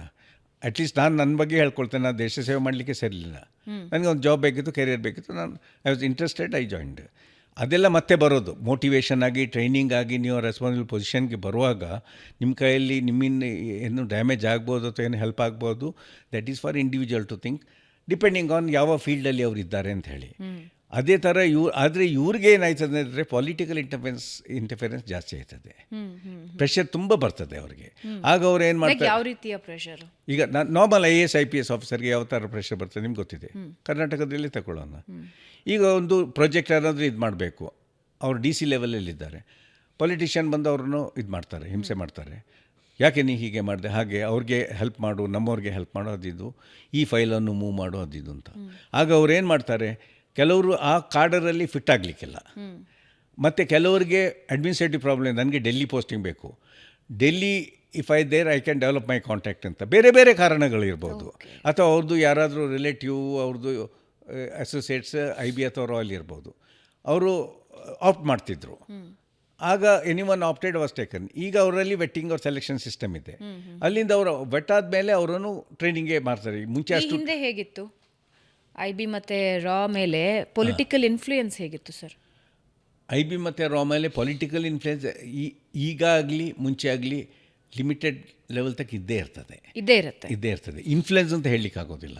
ಈಗ ಒಂದು ಇನ್ಫಾರ್ಮೇಷನ್ ಅವ್ರು ಕೊಟ್ಟರೆ, ಈಗ ಅದನ್ನು ಬಿಡೋಣ, ನಾವು IBN ರಾಗ್ ಬಿಡೋವಂತ ಅವ್ರ ಮೇಲೆ ಹೇಳೋಣ. ನಾನೊಂದು ಫೈಲಲ್ಲೇ ಒಂದು ಕೌಂಟರ್ ಇಂಟೆಲಿಜೆನ್ಸ್ ಅವ್ರ ಇಂಟೆಲಿಜೆನ್ಸ್ ಪಾಯಿಂಟ್ ಪುಟ್ ಅಪ್ ಮಾಡ್ತೇನೆ. ಆಗ higher it may not suit up the larger scheme ಮೇಲೆ ಅವ್ರು ಏನು ಯೋಚನೆ ಮಾಡ್ತಿದ್ದಾರೆ ಅಂತ. ಸೊ ಅವ್ರು ಕರೆದು ಕೇಳ್ತಾರೆ, ನೀವು ಯಾಕೆ ಇದನ್ನು ನೀವು ನಮಗೆ ಮುಂಚೆನೇ ಹೇಳ್ಬೋದಿತ್ತಲ್ಲ, ನಾನು ನೋಡಿ ಇಂಥ ಇನ್ಫಾರ್ಮೇಷನ್ ಬಂದಿದೆ, ಇದು ಹಾಕಿದ್ದೇನೆ ಅಂತ. ನಾನು I am not talking about operational intelligence but counter intelligence. Somebody is involve in somebody, corruption and things like that. ಆಗ ಎಲ್ಲಲ್ಲಿ ಅವ್ರವ್ರದ್ದು ಕಾಂಟ್ಯಾಕ್ಟ್ ಇರ್ತದೆ, ಪ್ರೆಷರ್ ಇರ್ತದೆ. Any bureaucracy for that matter, not only in this country, ಎಲ್ಲ ಕಂಟ್ರಿಯಲ್ಲಿ ಇರ್ತದೆ. ಅವ್ರವ್ರನ್ನು protect ಮಾಡಲಿಕ್ಕೆ ಅವ್ರು try ಮಾಡ್ತಾರೆ. ಆ ಥರದಲ್ಲಿ ಇವರು ಈಗ ಇಲ್ಲಿ ಮುಂಚೆ ಏನಾಯ್ತು ಅಂತ ಹೇಳಿದ್ರೆ, IBR ರಾವ್ ಅವರು, in fact unfortunately Rao was known as relatives and friends association, relatives and RAW and wives association. That was the name given generally. It was discussed very widely also. ಅವ್ರು ಮಿಸ್ಯೂಸ್ ಮಾಡ್ತಿದ್ರು. ಅವರು ಒಂದೊಂದು ಎಂಬಾಸಿಗೆ ಕಳಿಸಿ ಅವ್ರು ಇನ್ಫಾರ್ಮೇಷನ್ ಕಳಿಸಿದ್ರೋ ಇಲ್ಲೋ, ನೋ ಬಡಿ asked about it. ಆಯಿತಾ? But ಅಲ್ಲಿಂದ ಅವರಿಗೆ ಗೊತ್ತಾಯಿತು ಇವರನ್ನು ಬೀಫಪ್ ಮಾಡಬೇಕು ಅಂದರೆ ಇಸ್ರೇಲ್ ಹ್ಯಾಸ್ ಬೀನ್ ಡೂಯಿಂಗ್. ಇಸ್ರೇಲಲ್ಲಿ ನೀವೀಗ ನೇವಲ್ ಶಿಪ್ ಬಿಲ್ಡಿಂಗ್ ನೋಡಿ, ಅವರು ಕಳಿಸೋರೆಲ್ಲ ಬರೀ ಮಿಲಿಟ್ರಿ ಇಂಟೆಲಿಜೆನ್ಸ್ ಅವರಾದರೂ ಕಂಪ್ಲೀಟ್ಲಿ ಅವ್ರಿಗೆ ಶಿಪ್ ಬಿಲ್ಡಿಂಗಲ್ಲಿ ಎಜುಕೇಷನ್ ಕೊಡ್ತಾರೆ. ಅದ್ರದ್ದು ಬಗ್ಗೆ ತಗೊಂಡು ಬನ್ನಿ, ಫಿನಾನ್ಷಿಯಲ್ ಇಂಟೆಲಿಜೆನ್ಸ್ ಬಗ್ಗೆ, ಇನ್ವೆಸ್ಟ್ಮೆಂಟ್ ಬಗ್ಗೆ, ಕೈಗಾರಿಕೆ ಬಗ್ಗೆ, ಅವರು ಎಲ್ಲ ದೇಶದಿಂದ ಎಲ್ಲೆಲ್ಲ ಅವರು ಕಳಿಸಿದ್ದಾರೆ, ಅವರಿಂದ ಎಲ್ಲ ಥರದ ಇಂಟೆಲಿಜೆನ್ಸ್ ತಗೊಂಡು ಅದನ್ನು ಅವ್ರ ಕಂಟ್ರಿಗೆ ಅವರು ಯೂಸ್ ಮಾಡಿದ್ದಾರೆ. ಸೊ ಆ ಥರದಲ್ಲಿ ಇಂಡಿಯಾದಲ್ಲಿ ಆಗ್ತಿರ್ಲಿಲ್ಲ. ಬಟ್ ಈಗ ಸ್ವಲ್ಪ ಸ್ಕೋಪ್ ಜಾಸ್ತಿ ಆಗಿದೆ. ಈಗ ನಮಗೆ ಎಕಾನಮಿಕ್ ಇಂಟೆಲಿಜೆನ್ಸ್ ಬೇಕು, ಪೊಲಿಟಿಕಲ್ ಇಂಟೆಲಿಜೆನ್ಸ್ ಬೇಕು. ಈಗ ಬಾಂಗ್ಲಾದೇಶಲ್ಲಿ ಆಗಿದ್ದು ಕ್ವಶನ್ ಇಸ್, ನಮಗೆ ಗೊತ್ತಿತ್ತಾ ಇಲ್ವಾ? ಇಷ್ಟು ಸಣ್ಣ ನೇಷನಲ್ಲಿ ಹೀಗೆ ಆಗ್ತಿದ್ರೆ ಈಗ ಅದು ಇಂಟೆಲಿಜೆನ್ಸ್ ಫೇಲಿಯರ್ ಅಲ್ವಾ? ಅದು ಇಂಟೆಲಿಜೆನ್ಸ್ ಫೇಲಿಯರ್ ಅಂತ ಹೇಳಲಿಕ್ಕೆ ಆಗೋದಿಲ್ಲ. ಗೌರ್ಮೆಂಟ್ ಹತ್ರ ಬಂದರೆ ಅವ್ರೇನು ಆ್ಯಕ್ಷನ್ ತಗೊಳ್ತಾರೆ. ಈಗ ನಾವು ಪ್ರೆಸೆಂಟ್ ಗೌರ್ಮೆಂಟ್ದು ನೋಡಿದ್ರೆ ಅವರು ಎಲ್ಲದಕ್ಕೆ ಧುಮ್ಕೋಕೆ ಅವಶ್ಯಕತೆ ಇಲ್ಲ, ಜನರಿಗೆ ಗೊತ್ತಿರೋ ಅವಶ್ಯಕತೆ ಇಲ್ಲ. ಆ್ಯಸ್ ಫಾರ್ ಆ್ಯಸ್ ಪವರಲ್ಲಿದ್ದವರು ಅವ್ರವ್ರ ಕೆಲಸ ಮಾಡಿದ್ರೆ ಅದು ಸಾಕು. ಅದು ಆ ಇನ್ಫಾರ್ಮೇಷನ್ ಇರ್ತದೆ ಇಲ್ವಾ, ಈಗ ಇದ್ರೂ ಇಮಿಡಿಯೇಟ್ಲಿ ಯಾಕೆ ಮಾಡೋದು ಬೇಡ, ಜನರಿಗೆ ಹೇಳುವ ಅವಶ್ಯಕತೆಯೂ ಇಲ್ಲಲ್ಲ. ಆ ಲೆವೆಲ್ಗೆ ನಾವು ಬಂದಿದ್ದೇವೆ. ಈಗ ಒಳ್ಳೆ ಚೆನ್ನಾಗಿ ಗೇರಪ್ ಆಗಿದೆ. ಅದರಲ್ಲಿ ನನಗೆ ಕಾನ್ಫಿಡೆನ್ಸ್ ಇದೆ ನಾನು ನೋಡಿದಾಗೆ. ಯಾಕೆಂದರೆ ನಾನೀಗ ಹೊರಗಡೆಯಿಂದ ನೋಡ್ತಿದ್ದೇನೆ, ನಮ್ಮ ಟೈಮಲ್ಲಿ ಇರೋದಕ್ಕಿಂತ ಎಷ್ಟೋ ಇಂಪ್ರೂವ್ ಆಗಿದೆ. 100%, ದೇರ್ ಇಸ್ ನೋ ಡೌಟ್. ಮತ್ತು not only about intelligence, about Indian Army, Navy and Air Force also. Tremendous improvement is there. And also acquisition of arms. ಚೆನ್ನಾಗಿ ಬಿಫಾಪ್ ಮಾಡಿದ್ದಾರೆ. 10 ವರ್ಷ ಏನು ಆರ್ಮ್ಸೇ ತೆಗೆದಿಲ್ಲ ಲಾಸ್ಟ್ 2014ವರೆಗೆ. ಅಟ್ಲೀಸ್ಟ್ ಲಾಸ್ಟ್ ಇದ್ದು ನಮ್ಮ ಹತ್ರ ಆರ್ಟಿಲರಿ ಗನ್ಸ್ಗೆ ಶೆಲ್ ಪೀಸ್ ಇರಲಿಲ್ಲ. It was a bad state. ನಾವು ಇವನು ಹೋಗಿದ್ರೆ ಸತ್ತ ನಮಗೆ only thing Pakistan was worse than us. That was the only saving grace. But China ನಾವು 2.5 2.5 ಈಗ ನನ್ನ ಲೆಕ್ಕ ಪ್ರಕಾರ 3. It's not 2.5. Most of the rules Indian government army ಮೇಲೆ ಹೇರ್ತಾ ಇದ್ದಿದ್ದು ಕೂಡ ಆರ್ಮಿ ಸೋಲ್ಜರ್ಸ್ ಅದನ್ನು ಅನುಭವಿಸ್ಬೇಕಾಗಿತ್ತು. ಚೈನಾ ಮತ್ತು ಇಂಡಿಯಾದ ನಡುವಿನ ಗೊಂದಲಗಳಲ್ಲೂ ಅದು ಕಂಡು ಬರ್ತಾ ಇತ್ತು. ಅಂದರೆ ನೋ ವೆಪನ್ಸ್ ಯೂಸ್ ಮಾಡಬಾರ್ದು ಅಂತ ಬಟ್ ಅವ್ರು ಹ್ಯಾಂಡ್ ವೆಪನ್ಸ್ ಯೂಸ್ ಮಾಡಿ ನಮ್ಮ ಸೋಲ್ಜರ್ಸನ್ನು ಹೊಡೆದಾಕ್ತಾ ಇದ್ರು, ಕೋಲ್ಗಳಿಗೆ ಕಂಬಿ ಸುತ್ಕೊಂಡು ಹೊಡಿತಾ ಇದ್ರು. Those are all changed. 100% change ಆಗಿದೆ. ಆದರೆ ಒಂದು ಗಲ್ವಾನ್ ಇನ್ಸಿಡೆಂಟಲ್ಲಿ ದಟ್ ವಾಸ್ ನನ್ನ ಲೆಕ್ಕ ಪ್ರಕಾರ ಗ್ರೌಂಡಲ್ಲಿ ಏನಾಯಿತು ಆ ಟೈಮಲ್ಲಿ ಆ ಕಮಾಂಡ್ರ್ ಏನು ಡಿಸಿಷನ್ ತಗೊಂಡ್ರು ಅದು ನಾನು ಕಮೆಂಟ್ ಮಾಡಲಿಕ್ಕೆ ಹೋಗೋದಿಲ್ಲ. ಆದರೆ ಇವರು ಗಲ್ವಾನಲ್ಲಿ battalion commander colonel with troops without taking arms they went to this one. That was a very sad case. And then so many people died. ಅದಾಗಬಾರ್ದಿತ್ತು. ಮತ್ತು ಇನ್ನೊಂದೇನು ಅಂತ ಹೇಳಿದ್ರೆ, ನಾವು ಅನ್ನೆಸೆಸರಿಲಿ ಚೈನಾದ ವಿಷಯ, ನಮ್ಮ ಕಂಟ್ರಿದು ಪ್ರಾಬ್ಲಮ್ ಏನು ಅಂತ ಹೇಳಿದ್ರೆ ಸುಮ್ಮನೆ ಹೆದರ್ಕೊಳ್ತಿದ್ರು. ಈಗ ನೋಡಿ ನ್ಯೂಕ್ಲಿಯರ್ ಬ್ಲಫದ್ದು, ನ್ಯೂಕ್ಲಿಯರ್ ಇದೆ ಅಂತ ಎಲ್ಲ ಪ್ರೀವಿಯಸ್ ಗೌರ್ಮೆಂಟ್ AQ ಖಾನ್ ಅಂತ ಅವನು ಕೊರಿಯಾದಿಂದ ಕತ್ಕೊಂಡು ಮಾಡ್ದ ಅದಿದು ಅಂತ. ಈಗ ಅದು ಆಲ್ರೆಡಿ ಇಟ್ ಈಸ್ ಡಿಕ್ಲಾಸಿಫೈಡ್ ಬಂದಿದೆ. ಆ್ಯಂಡ್ ಈಗ ಲೇಟೆಸ್ಟ್ ಏನು ಅಂತ ಹೇಳಿದ್ರೆ, ಅದು ಆರ್ಮಿಯಲ್ಲಿ ನ್ಯೂಕ್ಲಿಯರ್ ಅಸೆಟ್ ಪಾಕಿಸ್ತಾನಲ್ಲಿರೋದು ಇಟ್ ಬಿಲಾಂಗ್ಸ್ ಟು USA ಅಂತ. That's coming out. That is why USA jumped into this also. So ಈ ಥರದ ಇಂಟೆಲಿಜೆನ್ಸ್ ನಮ್ಮ ಹತ್ರ ಅದರಲ್ಲಿ ಲ್ಯಾಕ್ ಆಗಿರ್ಬೋದು ನಾವು. ಅಂದರೆ ಅದು ಗೊತ್ತಿತ್ತಾ ಇಲ್ವೋ ಅಂತ ಹೇಳಲಿಕ್ಕಾಗೋದಿಲ್ಲ. ಆದರೆ ಯಾಕೆಂದರೆ ಇಷ್ಟು ವರ್ಷದಿಂದ ಸ್ಥಗಿತ ಆಗಿದ್ದದನ್ನು ಈಗ 50 ವರ್ಷ ಏನು ಮಾಡೋದಿದ್ದನ್ನು ಒಂದು 15 ವರ್ಷ ಅಲ್ಲದೆ ಇಲ್ಲ 25 ವರ್ಷ ಆದರೂ ರಿಯಲಿ ಆ ಲೆವೆಲ್ಗೆ ತರಲಿಕ್ಕೆ ಬೇಕಾಯ್ತದೆ ಅಂತ ನನ್ನ ಅಂದಾಜು. ಆ ಥರ going by that account we are doing very well in that. ಎಲ್ಲ ಅಪ್ಗ್ರೇಡ್ ಆಗಿದೆ. ಇಷ್ಟು ನ್ಯೂನ್ಯತೆಗಳ ನಡುವೆನೂ ಕೂಡ ನಮ್ಮ ಇಂಟೆಲಿಜೆನ್ಸ್ ಹಾಗೂ ರಾ ಕಂಟಿನ್ಯೂಸ್ ವರ್ಕ್ ಮಾಡ್ತಾನೆ ಇದೆ. Tell us some stories sir. ನೀವು ನೋಡಿದ, ನೀವು ಲೀಡ್ ಮಾಡಿದ ಕೆಲವೊಂದು ಸ್ಟೋರೀಸ್ನ ನಮ್ಮ ವೀಕ್ಷಕರಿಗೆ ತಿಳಿಸ್ಕೊಡೋದಾದರೆ. ಒಂದು ದೆರ್ ಇಸ್, ಈಗ ನಾವು ಎಲ್ಲ ಡೀಟೇಲ್ ಆಗಿ ಹೇಳಲಿಕ್ಕೆ ಆಗೋದಿಲ್ಲ. ಬಟ್ ನಂದು ಎಕ್ಸ್ಪೀರಿಯನ್ಸ್ ಅಂತ ಹೇಳಿದ್ರೆ failures and this one. Okay, ನಾನು ಇನಿಷಿಯಲಿ ನಮ್ಮದು 30 years back round about when I got selected the intelligence, there's an examination sort of thing. ಅಲ್ಲಿಂದ ನಮಗೆ ನಮ್ಮ ಮಿಲಿಟರಿ ಇಂಟೆಲಿಜೆನ್ಸ್ ಕಾಲೇಜಲ್ಲಿ ಕೋರ್ಸ್ ಇರ್ತದೆ, ಕೋರ್ಸಸ್ ವಿತ್ IB ಆ್ಯಂಡ್ ರಾಯ್ಸ್ ಅಂತ ಇರ್ತದೆ. ಸೊ ಈಗ ನಾವು usually it's not a open secret, but it is an open thing that ಎಲ್ಲ country they have their intelligence wing. ಕರೆಕ್ಟಾ? So any country, small or big country, because ಚಾಣಕ್ಯರ ನೀತಿಯಲ್ಲಿ ನೋಡಿದ್ರೆ ಚಾಣಕ್ಯನವರು ಇಂಟೆಲಿಜೆನ್ಸಲ್ಲಿ full, if you don't have intelligence, army ಏನು ಮಾಡ್ತದೆ? ಈಗ ಯಾರು ಬರ್ತಾರೆ ಅಂತ ಆರ್ಮಿ ಗೊತ್ತಿರೋದಿಲ್ಲ, ಎಲ್ಲಿ ಹೋಗಿ ಅಟ್ಯಾಕ್ ಮಾಡಬೇಕು ಅಂತ ಆರ್ಮಿಗೆ ಗೊತ್ತಿರೋದಿಲ್ಲ. ಸೊ ಅದನ್ನೆಲ್ಲ ನೀವು ಕಲೆಕ್ಟ್ ಮಾಡಿ ಸಿಂಥಸೈಸ್ ಮಾಡಿ ಕೊಟ್ಟರೆ ಆಪ್ರೇಷನ್ ಅದು ರೈಟಾ ರಾಂಗ್ ಅಂತ ಕಮಾಂಡರ್ಸ್ ಆ ಲೆವೆಲಲ್ಲಿ ಇದು ಮಾಡ್ತಾರೆ. ಕೆಲವು ಕೊಟ್ಟೋದನ್ನು ಅವ್ರು ಒಪ್ಕೊಳ್ಳಿಕ್ಕಿಲ್ಲ, ಇದಾಗೋ ಚಾನ್ಸ್ ಇಲ್ಲ. ಯಾಕೆಂದರೆ ಇಂಟೆಲಿಜೆನ್ಸಲ್ಲಿ ಗ್ರೇಡಿಂಗ್ ಇರ್ತದೆ, A1 B2 C3 D4. A ಅಂದರೆ the credibility of the source. A1 ಅಂತ ಹೇಳಿದ್ರೆ ರಿಲಯಬಿಲಿಟಿ ಆಫ್ ದ ಇನ್ಫಾರ್ಮೇಷನ್. ಈಗ ಒಂದು ನಮ್ಮ ಟಾಪ್ ಲೆವೆಲ್ ಸೋರ್ಸನ್ನು ನಾವು ಅವನಿಗೆ ಕೊಟ್ಟದೆಲ್ಲ ರೈಟ್ ಅಂತ ವಿತ್ ಫ್ಯಾಕ್ಟ್ಸ್, ಫಿಗರ್ಸ್, ಫೋಟೋಗ್ರಾಫ್ ಅವನು ಕೊಡ್ತಾನೆ, ಪಾಕಿಸ್ತಾನದ ಅಥವಾ ಚೈನಾದ ನ್ಯೂಸ್. ಆದರೆ ಕ್ರೆಡಿಬಿಲಿಟಿ ಇದೆ. ಅದು ಕ್ರೆಡಿಬಿಲಿಟಿ ಅಲ್ಲದೆ ನಾನು ಹೇಳಿದೆ, ಅಲ್ಲಿ ಈ ಜಾಗಕ್ಕೆ ಈ ಟ್ಯಾಂಕ್ ಅಥವಾ ಈ ಗನ್ ಹೋಗೋ ಚಾನ್ಸೇ ಇದೆ, ಅಲ್ಲಿ ಆ ಜಾಗನೇ ಹೀಗೆ ಕಲ್ಲಿದೆ, ಅಲ್ಲಿ ರೋಡ್ ಇಲ್ಲ, ಅಲ್ಲಿ ಎಲ್ಲಿಗೆ ಹೋಗೋದು, ಆ ಥರ ಅದನ್ನು ನಾವು ನಮ್ಮ ಮೈಂಡನ್ನು ಅಪ್ಲೈ ಮಾಡಿ ಅದಕ್ಕೆ ಒಂದು ಗ್ರೇಡಿಂಗ್ ಕೊಡ್ತೇವೆ. ಸೊ ನಾವು ಇನಿಷಿಯಲಿ ಇದು ಮಾಡುವಾಗ ನಾವು ಅಲ್ಲಿಂದ ಅವರು ಈಗ LSC JNK ತಗೊಳ್ಳೋಣ, JNKಯಿಂದ ಅವರು ಆ ಸೈಡಿಂದ ಸ್ಲೀಪಿಂಗ್ ಸೋರ್ಸನ್ನು ಕಳಿಸಿಬಿಟ್ಟು ಅವ್ರು ಸ್ಲೀಪಿಂಗ್ ಏಜೆಂಟ್ ಆಗಿರ್ತಾರೆ ಈ ಸೈಡಲ್ಲಿ. ಇಲ್ಲಿಂದ ಸತ ನಾವು ಜನರನ್ನು ಕಳಿಸ್ತೇವೆ. ಈಗಲೂ ಆಗ್ತಿದೆ, ಅದು ಇನ್ನು ಮುಂದಕ್ಕೂ ಆಗ್ತದೆ ಇದೆ. ಅಂದರೆ ನಮ್ಮ ಜನರು ಆ ಕಂಟ್ರಿಯಲ್ಲಿ ಇಲ್ಲದಿದ್ದರೆ, ಆ ಕಂಟ್ರಿಯವರು ಇಲ್ಲದಿದ್ದರೆ ಅವ್ರ ಕೆಲಸ ಮಾಡ್ತಿಲ್ಲ ಅಂತ ಅದು ಇದ್ದೇ ಇರ್ತದೆ. ಅದಕ್ಕೆ ಸಪೋರ್ಟ್ ಮಾಡೋ ಜನರು ಇರ್ತಾರೆ, ಅವ್ರಿಗೆ ಲೋಕಲ್ ಕಾಂಟ್ಯಾಕ್ಟ್ಸ್ ಇರ್ತದೆ, ಆಯ್ತದೆ. ನಮ್ಮದು ಫಸ್ಟ್ ಏನಾಯಿತು ಅಂತ ಹೇಳಿದ್ರೆ, ನಾನು ಫೇಲಿಯರ್ದು ಹೇಳೋದು, ನಾವು we are learn from failures also. ನಮ್ಮ JNK ಬಾರ್ಡ್ರಲ್ಲಿ ಏನಾಯ್ತು ಅಂತ ಹೇಳಿದ್ರೆ, ಇನ್ಕ್ಲೂಡಿಂಗ್ ಜಮ್ಮು ಬಾರ್ಡ್ರು, ಈ ಸೈಡವರು ಅಲ್ಲಿ ಹೋಗಿ ಮದುವೆ ಆಯ್ತದೆ, ಆ ಸೈಡವರು ಇಲ್ಲಿ ಹೋಗಿ ಮದುವೆ ಆಯ್ತಾರೆ. ಕೆಲವರು ಇಲ್ಲಿ ಮದುವೆ ಆದವರು ಅಲ್ಲಿ ಹೋಗಿ ಮದುವೆ ಆಗಿ ಅಲ್ಲಿ ಒಂದು ಡಬಲ್ ಲೈಫ್ ನೀಡ್ ಮಾಡ್ಕೊಂಡು ಇರ್ತಾರೆ. ಅವ್ರದ್ದು ಮೋಸ್ಟ್ ಆಫ್ ದೀಸ್ ಪೀಪಲ್ ಬರೋರು ಹೋಗೋರ್ದು ಕೆಲಸ ಸ್ಮಗ್ಲಿಂಗ್. ಚೈನಾ ಬಾರ್ಡ್ರಲ್ಲೂ ಅದೇ, ಪಾಕಿಸ್ತಾನ ಬಾರ್ಡ್ರಲ್ಲೂ ಅದೇ. ಅದಕ್ಕೆ ಪ್ರೋತ್ಸಾಹ ಅಂತಲ್ಲ, ಆದರೆ ಲೋಕಲಲ್ಲಿ ನಾವು ಟೈ ಅಪ್ ಮಾಡಿಬಿಟ್ಟು ಅವ ಹೋಗಲಿಯಪ್ಪ, ಯಾಕೆಂದರೆ ಅವನಿಗೊಂದು ಪ್ರಾಪರ್ ಕವರ್ ಸ್ಟೋರಿ ಬೇಕು. ಅವನು ಯಾಕೆ ಹೋಗಬೇಕು ಅಲ್ಲಿ? ಒಂದು ಹೋಗಿ ನಾನು ಸ್ಪೈಯಿಂಗ್ ಮಾಡಲಿಕ್ಕೆ ಬಂದಿದ್ದು ಹೇಳಲಿಕ್ಕೆ ಆಗೋದಿಲ್ಲ. ಇನ್ ದ ಪ್ರೊಸೆಸ್ ಏನಾಯ್ತದೆ ಅಂತ ಹೇಳಿದ್ರೆ, ನಮಗೆ ಅಲ್ಲಿಂದ ಅವ್ರು ಕಲ್ಟಿವೇಟ್ ಮಾಡ್ತಾರೆ ಜನರನ್ನು. ಅಲ್ಲಿಂದ ನಾವೊಂದು ಇದಿರ್ತೇವೆ, ಅಲ್ಲಿ ನಮ್ಮ ಇಂಥವ್ರನ್ನು ಹೋಗಿ ಕಲ್ಟಿವೇಟ್, ನಾವು ಅಲ್ಲಿ ಹೋಗೋದಿದ್ರೂ ನಮಗೆ ಗೊತ್ತಿರ್ತದೆ ಅಲ್ಲಿ ಇಂಥ ಜನರಿದ್ದಾರೆ, ಇಂಥವ್ರಿದ್ದಾರೆ ಅಂತ. ಆ ಥರದಲ್ಲಿ ಅವರು ಹೋಗಿ ಕಲ್ಟಿವೇಟ್ ಆದಮೇಲೆ ನಾವು ಫಸ್ಟ್ ನಾವು ಕಳಿಸಿದವರು ಆ ಮನುಷ್ಯರನ್ನ ಇಲ್ಲಿಂದ ಕಳಿಸಿ ಅವನಿಗೆ ಒಂದು ಕವರ್ ಸ್ಟೋರಿ ಅಂತ ಹೇಳಿದ್ರೆ ಅವನಿಗೆ ಸೈಕಲ್ ರಿಪೇರಿ ಬರ್ತಿತ್ತು.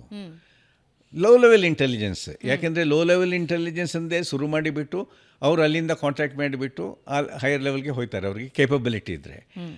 ಅದನ್ನು ನಾವು ಕಳಿಸುವಾಗ ಏನು ಮಾಡಿದೆವು, ಅವನಿಗೆ ಒಂದು ಕವರ್ ಸ್ಟೋರಿ ಕೊಟ್ಟು ಅಲ್ಲಿ ಸ್ವಲ್ಪ ಪಾಕಿಸ್ತಾನಿ ಕರೆನ್ಸಿ ಎಲ್ಲ ಕೊಟ್ಬಿಟ್ಟು ಟ್ರೈನ್ ಮಾಡಿಬಿಟ್ಟು ಕಳಿಸ್ತೇವೆ. ಕಳಿಸಿಯಾಗಿ ಅಲ್ಲಿಂದ ನಮಗೆ ಒಂದೂವರೆ ತಿಂಗಳು ಸೈಕಲ್ ಶಾಪ್ ಇಟ್ಕೊಂಡು ವರ್ಕ್ ಮಾಡಲಿಕ್ಕೆ ಶುರು ಮಾಡ್ದೆ ಅಲ್ಲಿ ಸೈಕಲ್ ರಿಪೇರ್. ಯಾಕೆಂದರೆ ಅವನಿಗೆ ಅಲ್ಲಿಯೂ ಕಾಂಟ್ಯಾಕ್ಟ್ ಇತ್ತು, ಇಲ್ಲಿಯೂ ಕಾಂಟ್ಯಾಕ್ಟ್ ಇತ್ತು. ಮತ್ತು ಅಲ್ಲಿದ್ದು ಡೈಲಿಕ್ಟ್, ಈಗ ನಾವು ಕರ್ನಾಟಕದಲ್ಲಿದ್ದರೂ ಮ್ಯಾಂಗ್ಳೂರ್ ಸೈಡವರು ತುಳು ಮಾತಾಡ್ತಾರೆ, ಸ್ವಲ್ಪ ನಮಗೆ ತುಳು ಬರ್ತದೆ, ಅಂದರೆ ನೇಬರಿಂಗ್ ಇದ್ರದ್ದು ಗೊತ್ತೇ ಇರ್ತದೆ ಡೈಲಿಕ್ಟ್. ಆ ಥರ ಡೈಲಿಕ್ಟ್ ಅವರು ಎರಡು ಸೈಡಲ್ಲಿ ಅದೇ ಥರ ಭಾಷೆಯಲ್ಲಿ ಅವರು ಮಾತಾಡೋದು, ಡೌಟು ಬರೋದಿಲ್ಲ ಯಾರಿಗೆ. ಸೊ ಇವ ಏನು ಮಾಡ್ದೆ, ಹೋಗಿ ಇವನಿಗೆ ಎಕ್ಸ್ಪೀರಿಯೆನ್ಸ್ ಇಲ್ಲ, ಫಸ್ಟ್ ಟೈಮ್ ಹೋಗುವಾಗ ಹೋಗಿಬಿಟ್ಟು ಒಂದು ಕಿರಾಣ ಶಾಪ್ ಇರ್ತದಲ್ಲ ಈಗ ಲೋಕಲಲ್ಲಿ ವಿಲೇಜಲ್ಲಿ, ಅಲ್ಲಿ ನನಗೆ ಇದು ಟೀ ಮಾಡಲಿಕ್ಕೆ ವಾಂಟೆಡ್ ಟೀ ಪೌಡ್ರ್ ಮತ್ತು ಶುಗರ್.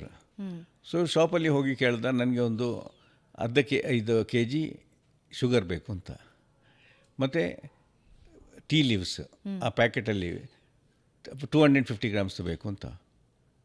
ಸೊ ಶಾಪ್ಕೀಪರ್ ಕೇಳ್ದ, ಏನು ಅಂತ ಕೇಳ್ದವ. ಸೊ ಇಷ್ಟು ಅವ ಊರ್ದಲ್ಲಿ ಕೇಳ್ದೆ, ಎಷ್ಟು ಬೇಕು ಅಂತ ಹೇಳಪ್ಪ ನೀನು, ಕರೆಕ್ಟಾಗಿ ಯಾಕೆ ಹೇಳೋದಿಲ್ಲ ಅಂತ. ಇವ ತೋರಿಸ್ದ, ಆ ಪ್ಯಾಕೆಟ್ ಕೊಡು ಅಂತ. ಶಾಪ್ಕೀಪರ್ ಸತ ಇನ್ನೊಂದು ಕೇಳಿ ನಿನಗೆ ಎಷ್ಟು ಬೇಕು ಅಂತ ಹೇಳಿ ಶುಗರ್ ಅವನಿಗೆ ಅರ್ಧ ಕೆ ಜಿ ಅಂತ ಹೇಳಿದ್ರೆ ಕೊಟ್ಟ ಅವನಿಗೆ. ಏನು ತಪ್ಪು ಮಾಡಿರ್ಬೋದು ಅವ? ಲ್ಯಾಂಗ್ವೇಜ್ ಅಲ್ಲ, ಅವ್ರದ್ದು ಯೂನಿಟ್ ಆಫ್ ಮೆಜರ್ಮೆಂಟ್ ಏನು? ಪೌಂಡ್ ಮತ್ತು ಗ್ರಾಮ್ಸ್ ಇಲ್ಲಲ್ಲ, ಕೆ ಜಿ ಇಲ್ಲ ಪೌಂಡಲ್ಲಿ. ಅವನು ಪೌಂಡಲ್ಲಿ ಕೇಳಬೇಕಿತ್ತು. ಈಗ ನಾನು ಅವನಿಗೆ ಅದು ಕಲಿಸಿರಲಿಲ್ಲ, ಆಯಿತಾ? ಏನಾಗಲಿಲ್ಲ. ಅಲ್ಲಿಂದ ಅವ ಬಿಟ್ಟುಬಿಟ್ಟ ಶಾಪ್ಕೀಪರ್. ಅಲ್ಲಿ 3-4 ಸೇಲ್ಸ್ಮ್ಯಾನ್ ಸಿಕ್ಕಿರ್ತಾರೆ. ನಮ್ಮ ಇಲ್ಲಿ ನಾರ್ಮಲ್ ಶಾಪಲ್ಲಿ ಒಂದು 3-4 ಹುಡುಗರು ಇರ್ತಾರೆ. ಅರ್ಧ ಇವ ಏನು ಮಾಡ್ದೆ, ಅವನು ಮನೆ ಮುಂದುಗಡೆ ಹಿಂದುಗಡೆಗೆ ಒಳಗೆ ಒಂದು ಪರ್ದೆ ಆಗಬೇಕಿತ್ತು, ಒಂದು ಕರ್ಟನ್. ಆ ಕರ್ಟನಲ್ಲಿ ಅವಾಗ ಬಟ್ಟೆ ತೋರಿಸ್ತಾ, ಇದು 2 ಮೀಟ್ರ್ ಕೊಡು ಅಂತ. ಏನಾಯಿತು ಅಂತ ಹೇಳಿದ್ರೆ, ಇವ ಅಲ್ಲಿ ಇರುವಾಗ ಈ ಶಾಪಲ್ಲಿ ಒಬ್ಬ ರಿಟೈರ್ಡ್ ಪೊಲೀಸ್ ಕಾನ್ಸ್ಟೇಬಲ್ ಇದ್ದ ಅಲ್ಲಿ, ಆ ಲೋಕಲ್, ಆ ಜಾಗದೇ. ಅವ ಅಲ್ಲಿಂದೇ ರಿಟೈರ್ ಆಗಿದ್ದು, ಆ ಸ್ಟೇಷನ್ನಿಂದ. ಇವ ಹೋಗುವಾಗ ಅವನು ಹಿಂದೆ ಹೋದ. ಅವನು ಆ ಶಾಪ್ಗೆ ಹೋದ, ಹತ್ತಿರದಲ್ಲಿರೋ ಬಟ್ಟೆ ಶಾಪಲ್ಲಿ ಮೀಟರಲ್ಲಿ ಕೇಳ್ದವ. ಅವನಿಗೆ ಡೌಟ್ ಬಂದುಬಿಡ್ತು. ಇಮಿಡಿಯೇಟ್ಲಿ ಅವ ಹತ್ತಿರದಲ್ಲೇ ಪೊಲೀಸ್ ಸ್ಟೇಷನ್ಗೆ ಹೋಗಿ ಹೇಳ್ದ. ಅವನ ಫಾಲೋ ಮಾಡ್ದ, ಇಂಥ ಜಾಗದಲ್ಲಿದ್ದಾನೆ ಅಂತ. ಅರೆಸ್ಟ್ ಆದ. ಯಾರು ತಪ್ಪು? So that was my first experience. ಈಗ ನನ್ನ ಜೊತೆಯಲ್ಲಿ ನಾನಲ್ಲಿ ಇನಿಷಿಯಲ್ ಜಾಗ ಹಳೆಯ ಆಪ್ರೇಟರ್ಸ್, ಲೋ ಲೆವೆಲಲ್ಲಿ ನಾಯಕ್ ಹೌಲ್ದಾರ್ ಅವರೆಲ್ಲ ಇದ್ದರು. ನನಗೆ ಗೊತ್ತಿರಲಿಲ್ಲ.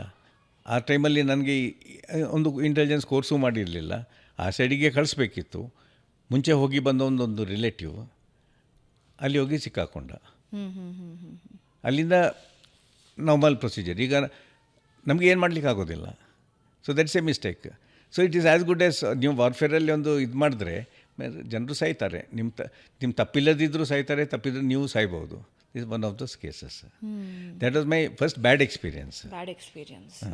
Then thereafter it's a continuous process of learning. And learning ಏನಾಯ್ತು ಅಂತ ಹೇಳಿದ್ರೆ, ಇನ್ಕ್ಲೂಡಿಂಗ್ ಇನ್ ನಾರ್ಮಲ್ ಆರ್ಮಿ, ನೀವು ಇನ್ಫೆಂಟ್ರಿ ಆಗಿ ಯಾವುದಾದ್ರೂ ಇದಕ್ಕೆ ಸೇರಿದ್ರು, it's on the job training.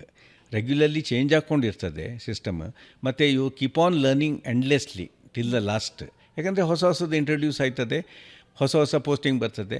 ಆ ಥರದಲ್ಲಿ ಅದು ಒಂದು ಎಕ್ಸ್ಪೀರಿಯೆನ್ಸ್ ಆಯಿತು. ಮತ್ತು ನಾನು ಲೇಟರ್ ಆನ್ ನಾವು ಕಲ್ಕಟ್ಟದಲ್ಲಿರುವಾಗ ರೆಗ್ಯುಲರ್ಲಿ ನಾವು 3 ತಿಂಗಳಿಗೆ ಒಂದು ಸಲ ಮೈನಮಾರ್ ಆರ್ಮಿ ಅವರು, ಬರ್ಮಾದವರು ಈ ಸೈಡ್ಗೆ ಬರ್ತಿದ್ರು ಡೆಲಿಗೇಷನ್. ಅಂದರೆ ಅಲ್ಲಿ ಇನ್ಸಿಡೆನ್ಸಿ ಆಯ್ತಿದೆ, ರೋಂಗೇಸ್ ಕ್ರಾಸಿಂಗ್ ಓವರ್ ದ ಬಾರ್ಡ್ರ್ ಎಲ್ಲ. ಆ ಟೈಮಲ್ಲಿ ಏನಾಯಿತು, ನಾವು ಇಲ್ಲಿಂದ ಮೈನಮಾರ್ಗೆ ಹೋಗುವಾಗ ಹೆಲಿಕಾಪ್ಟ್ರಲ್ಲಿ ಹೋಗ್ತಿದ್ದೆವು. ಸೊ ನಾವು ಇದರಲ್ಲಿ ಈಸ್ಟರ್ನ್ ಕಮಾಂಡಲ್ಲಿ ಮೇಘಾಲಯದಲ್ಲಿ ಏನಿತ್ತು, ನಾಗಾಲ್ಯಾಂಡು ಹೈಟಲ್ಲಿತ್ತು. ನಾಗಾಲ್ಯಾಂಡ್ NSCIM ಮತ್ತು NSCMK ಅಂತ ಬೇರೆ ಬೇರೆ ಗ್ರೂಪ್ಸ್ ಇದೆ. ಅವರು ಏನು ಮಾಡಿದರು, ಆ ಟೈಮಲ್ಲಿ ಅಂಡರ್ಗ್ರೌಂಡ್ ಗೌರ್ಮೆಂಟ್ ಮಾಡಿಬಿಟ್ಟು, ಅವ್ರದ್ದೇ ಪ್ರೈವೇಟ್ ಆರ್ಮಿ ಮಾಡಿಬಿಟ್ಟು, ಬ್ಯಾಂಕಾಕಲ್ಲಿ they are declared it's an independent country ಅಂತೆಲ್ಲ. ಅದೆಲ್ಲ ಆ ಟೈಮಲ್ಲಿ ಇಷ್ಟು ಕವರೇಜ್ ಇದ್ದಿರಲಿಲ್ಲ ಜನರಿಗೆ. ಈಗಲೂ ಹೇಳಿದರೆ ಅವ್ರಿಗೆ ಅಷ್ಟು ಇನ್ಸರ್ಜೆನ್ಸಿ ಬಗ್ಗೆ ಅರ್ಥ ಆಗೋದಿಲ್ಲ. ಯಾಕೆಂದರೆ it is a very complicated issue. ಆ ಟೈಮಿಂದೇ ಬಂದಿದ್ದು 1952ಇಂದ Nagaland wanted separate this one. ಆ ಫೈಟಿಂಗ್ ಈಗಲೂ ಇದೆ. ಬಟ್ ಎವ್ರಿ ಗೌರ್ಮೆಂಟ್ ಕಮ್ಸ್ ಅದನ್ನು ರಿಡ್ಯೂಸ್ ಮಾಡಿ ಈಗ ಇಂಪ್ರೂವ್ಮೆಂಟ್ ಬಂದುಬಿಟ್ಟಿದೆ ಅಲ್ಲಿ. ಆ ಟೈಮಲ್ಲಿ ಏನಾಯಿತು ಅಂತ ಹೇಳಿದ್ರೆ, ಅವ್ರದ್ದು ಅಂಡರ್ಗ್ರೌಂಡ್ ಮಿನಿಸ್ಟರ್ಸ್ ಇದ್ದಿದ್ರು. ಸೊ ಒಬ್ಬ ಮಿನಿಸ್ಟರ್ ಅವನು ಪೂನಾದಲ್ಲಿ ಓದಿದ್ದು, ಫರ್ಗೂಸನ್ ಯೂನಿವರ್ಸಿಟಿ ಕಾಲೇಜಲ್ಲಿ. All educated people. ನಾನು ಅಲ್ಲಿ ಹೋದಾದ್ಮೇಲೆ ಒಂದು 2 ತಿಂಗಳಲ್ಲಿ ಮೇಘಾಲಯದಲ್ಲಿ ಒಂದು ರೈಡಿಗೆ ಹೋಗಿ ಅವ್ನು ಅರೆಸ್ಟ್ ಮಾಡಿ ಲ್ಯಾಪ್ಟಾಪ್ ಎಲ್ಲ ಸಿಕ್ತು. ಅದು ದೊಡ್ಡ, ಅದರಲ್ಲೂ ಪಾಲಿಟಿಕ್ಸ್ ಆಯ್ತದೆ. ಅಲ್ಲಿಂದ ಪ್ರೆಷರ್ ಬರ್ತದೆ ನಾಗಾಲ್ಯಾಂಡ್ ಗೌರ್ಮೆಂಟಿಂದ, ನಮ್ಮ ಜೈಲಿಗೆ ಇರಲಿ, ಅಲ್ಲಿಂದ ಮಣಿಪುರಲ್ಲಿ ಅವ್ರ ಜೈಲಿಗೆ ಇರಲಿ, ಅಲ್ಲಿಂದ ಕಡೆಗೆ ಅವರು ಅದನ್ನು ಬಿಟ್ಬಿಡೋರು. ಆ politics was like that in those days. ಆಗೇನಾಯಿತು ಅಂತ ಹೇಳಿದ್ರೆ, ಇವರಿಗೆ ಯಾರೊಬ್ಬ ಹೊಸಬ ಬಂದಿದ್ದಾನೆ, ತುಂಬ ಒಫೆನ್ಸಿವ್ ಆಗಿ ಎಲ್ಲರನ್ನ ಅನರ್ಥ ಮಾಡ್ತಿದ್ದಾನೆ, ಭಾಳ ಆ್ಯಕ್ಟಿವ್ ಆಗಿದ್ದಾನೆ ಅಂಥೇಳಿ ಅವ್ರು ಟಾರ್ಗೆಟ್ ಮಾಡ್ತಾರೆ. ಸೊ ನಾವೇನು ಮಾಡೋದು, ಒಂದು I is covering round about 7 states and 5 neighbouring countries. So ಹೋಗುವಾಗ 2 ಟಿಕೆಟ್ ತಗೊಳ್ಳೋದು. ಒಂದು ticket if I am taking to Dimapur, ಇನ್ನೊಂದು ಮಣಿಪುರ್ಗೆ, ಇದು ಇಂಪಾಲ್ ಏರ್ಪೋರ್ಟ್ಗೆ. ಲಾಸ್ಟ್ ಮೂಮೆಂಟ್ಗೆ ಅಂದರೆ ಇನ್ಫಾರ್ಮೇಷನ್ ಇರ್ತದಲ್ಲ. ಸೊ ಈ ಹೆಲಿಕಾಪ್ಟರ್ ಬರುವಾಗ ನಾನು ಲಿಮಕಾಂಗ್ ಅಂತ ಒಂದು ಜಾಗದಲ್ಲಿದ್ದೆ. That is in Nagaland border next to Manipur. Over ನೈಟಲ್ಲಿ ಯಾರನ್ನೂ ಮೀಟ್ ಆಗಲಿ ಹೋಗಿದ್ದೆ, ಒಂದು ಅಂಡರ್ಗ್ರೌಂಡ್ ಮಿನಿಸ್ಟ್ರಿ ಯಾರನ್ನೂ. ದಟ್ ಹೆಲಿಕಾಪ್ಟರ್ ಒಂದು ದಿಮಾಪುರಿಂದ ಬಂದು ಒಂದು ಮೇಜರ್ ಜನರಲ್ ಇದ್ದರು ಅದರಲ್ಲಿ. He was the leader. I was the deputy leader of the delegation. I said I'll be picked up there ಅಂತ ಹೇಳಿ. That did not reach. Then they we found out BBC announced it. They announced my name in Bangladesh, BBC, saying that this has been brought down by the Stinger missiles of NSC and IM, and Brigadier Manappa was traveling in this. ವೆರಾಸ್ ಅದರ ಅರ್ಥ ಅದು plan ಮಾಡಿದರು. Stinger ಆ ಟೈಮ್ದಲ್ಲಿ Afghanistan Russians had walked out from Afghanistan. ಅವರಿಂದ ಇವರು ಸ್ಟಿಂಗರ್ missile purchase ಮಾಡಿದರು. ಸ್ಟಿಂಗರ್ ನಮಗೆ ಪ್ರೂಫ್ ಸಿಕ್ಕಲಿಲ್ಲ, ಅದರ ಅರ್ಥ ಪ್ಲ್ಯಾನಲ್ಲಿ ಇತ್ತು. ಅದೇನಾಯಿತು, ಬ್ಯಾಡ್ ವೆದರ್ ಆಗಿ pilot I was told to go negotiate. ಅದು ಏನಾಯಿತು ಅಂತ ಗೊತ್ತಿಲ್ಲ. Then helicopter that major died, 2 pilots also died. ಅಲ್ಲಿಂದ 9 hours ಸರ್ಚ್ ಎಲ್ಲ ಮಾಡಿ ತೆಗೆದ್ರು. But it did not land up the place to pick me up. So what I am trying to tell is, ಅದು all the newspaper channel BBC ಎಲ್ಲ ಬಂದಿತ್ತು. And Delhi also, because when I went from head quarters ನಾವು ಹೇಳ್ತಿರ್ಲಿಲ್ಲ ನಾವು ಎಲ್ಲಿಗೆ exactly ಹೋಗೋದು ಅಂತ. ನಮ್ಮ top ಅವ್ರಿಗೆ ನಾವು ಹೋಯ್ತಿದ್ದಾನೆ ಹೊರಗೆ ಅಂತ ಹೇಳ್ತಿದ್ರು. ಅವರು ಕೇಳ್ತಿರ್ಲಿಲ್ಲ.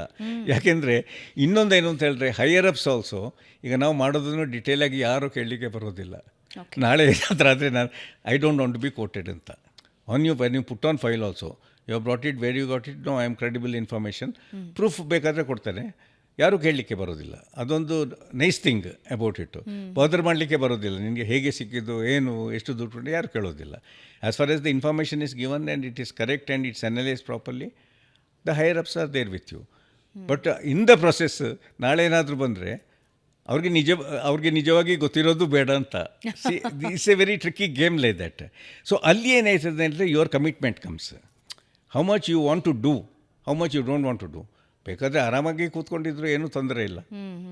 So there the motivation, self motivation comes more than anything else. So it is a different kettle of fish. It's a peculiar thing. So that was one of the experience which I saw, that you see, I mean anything could have happen.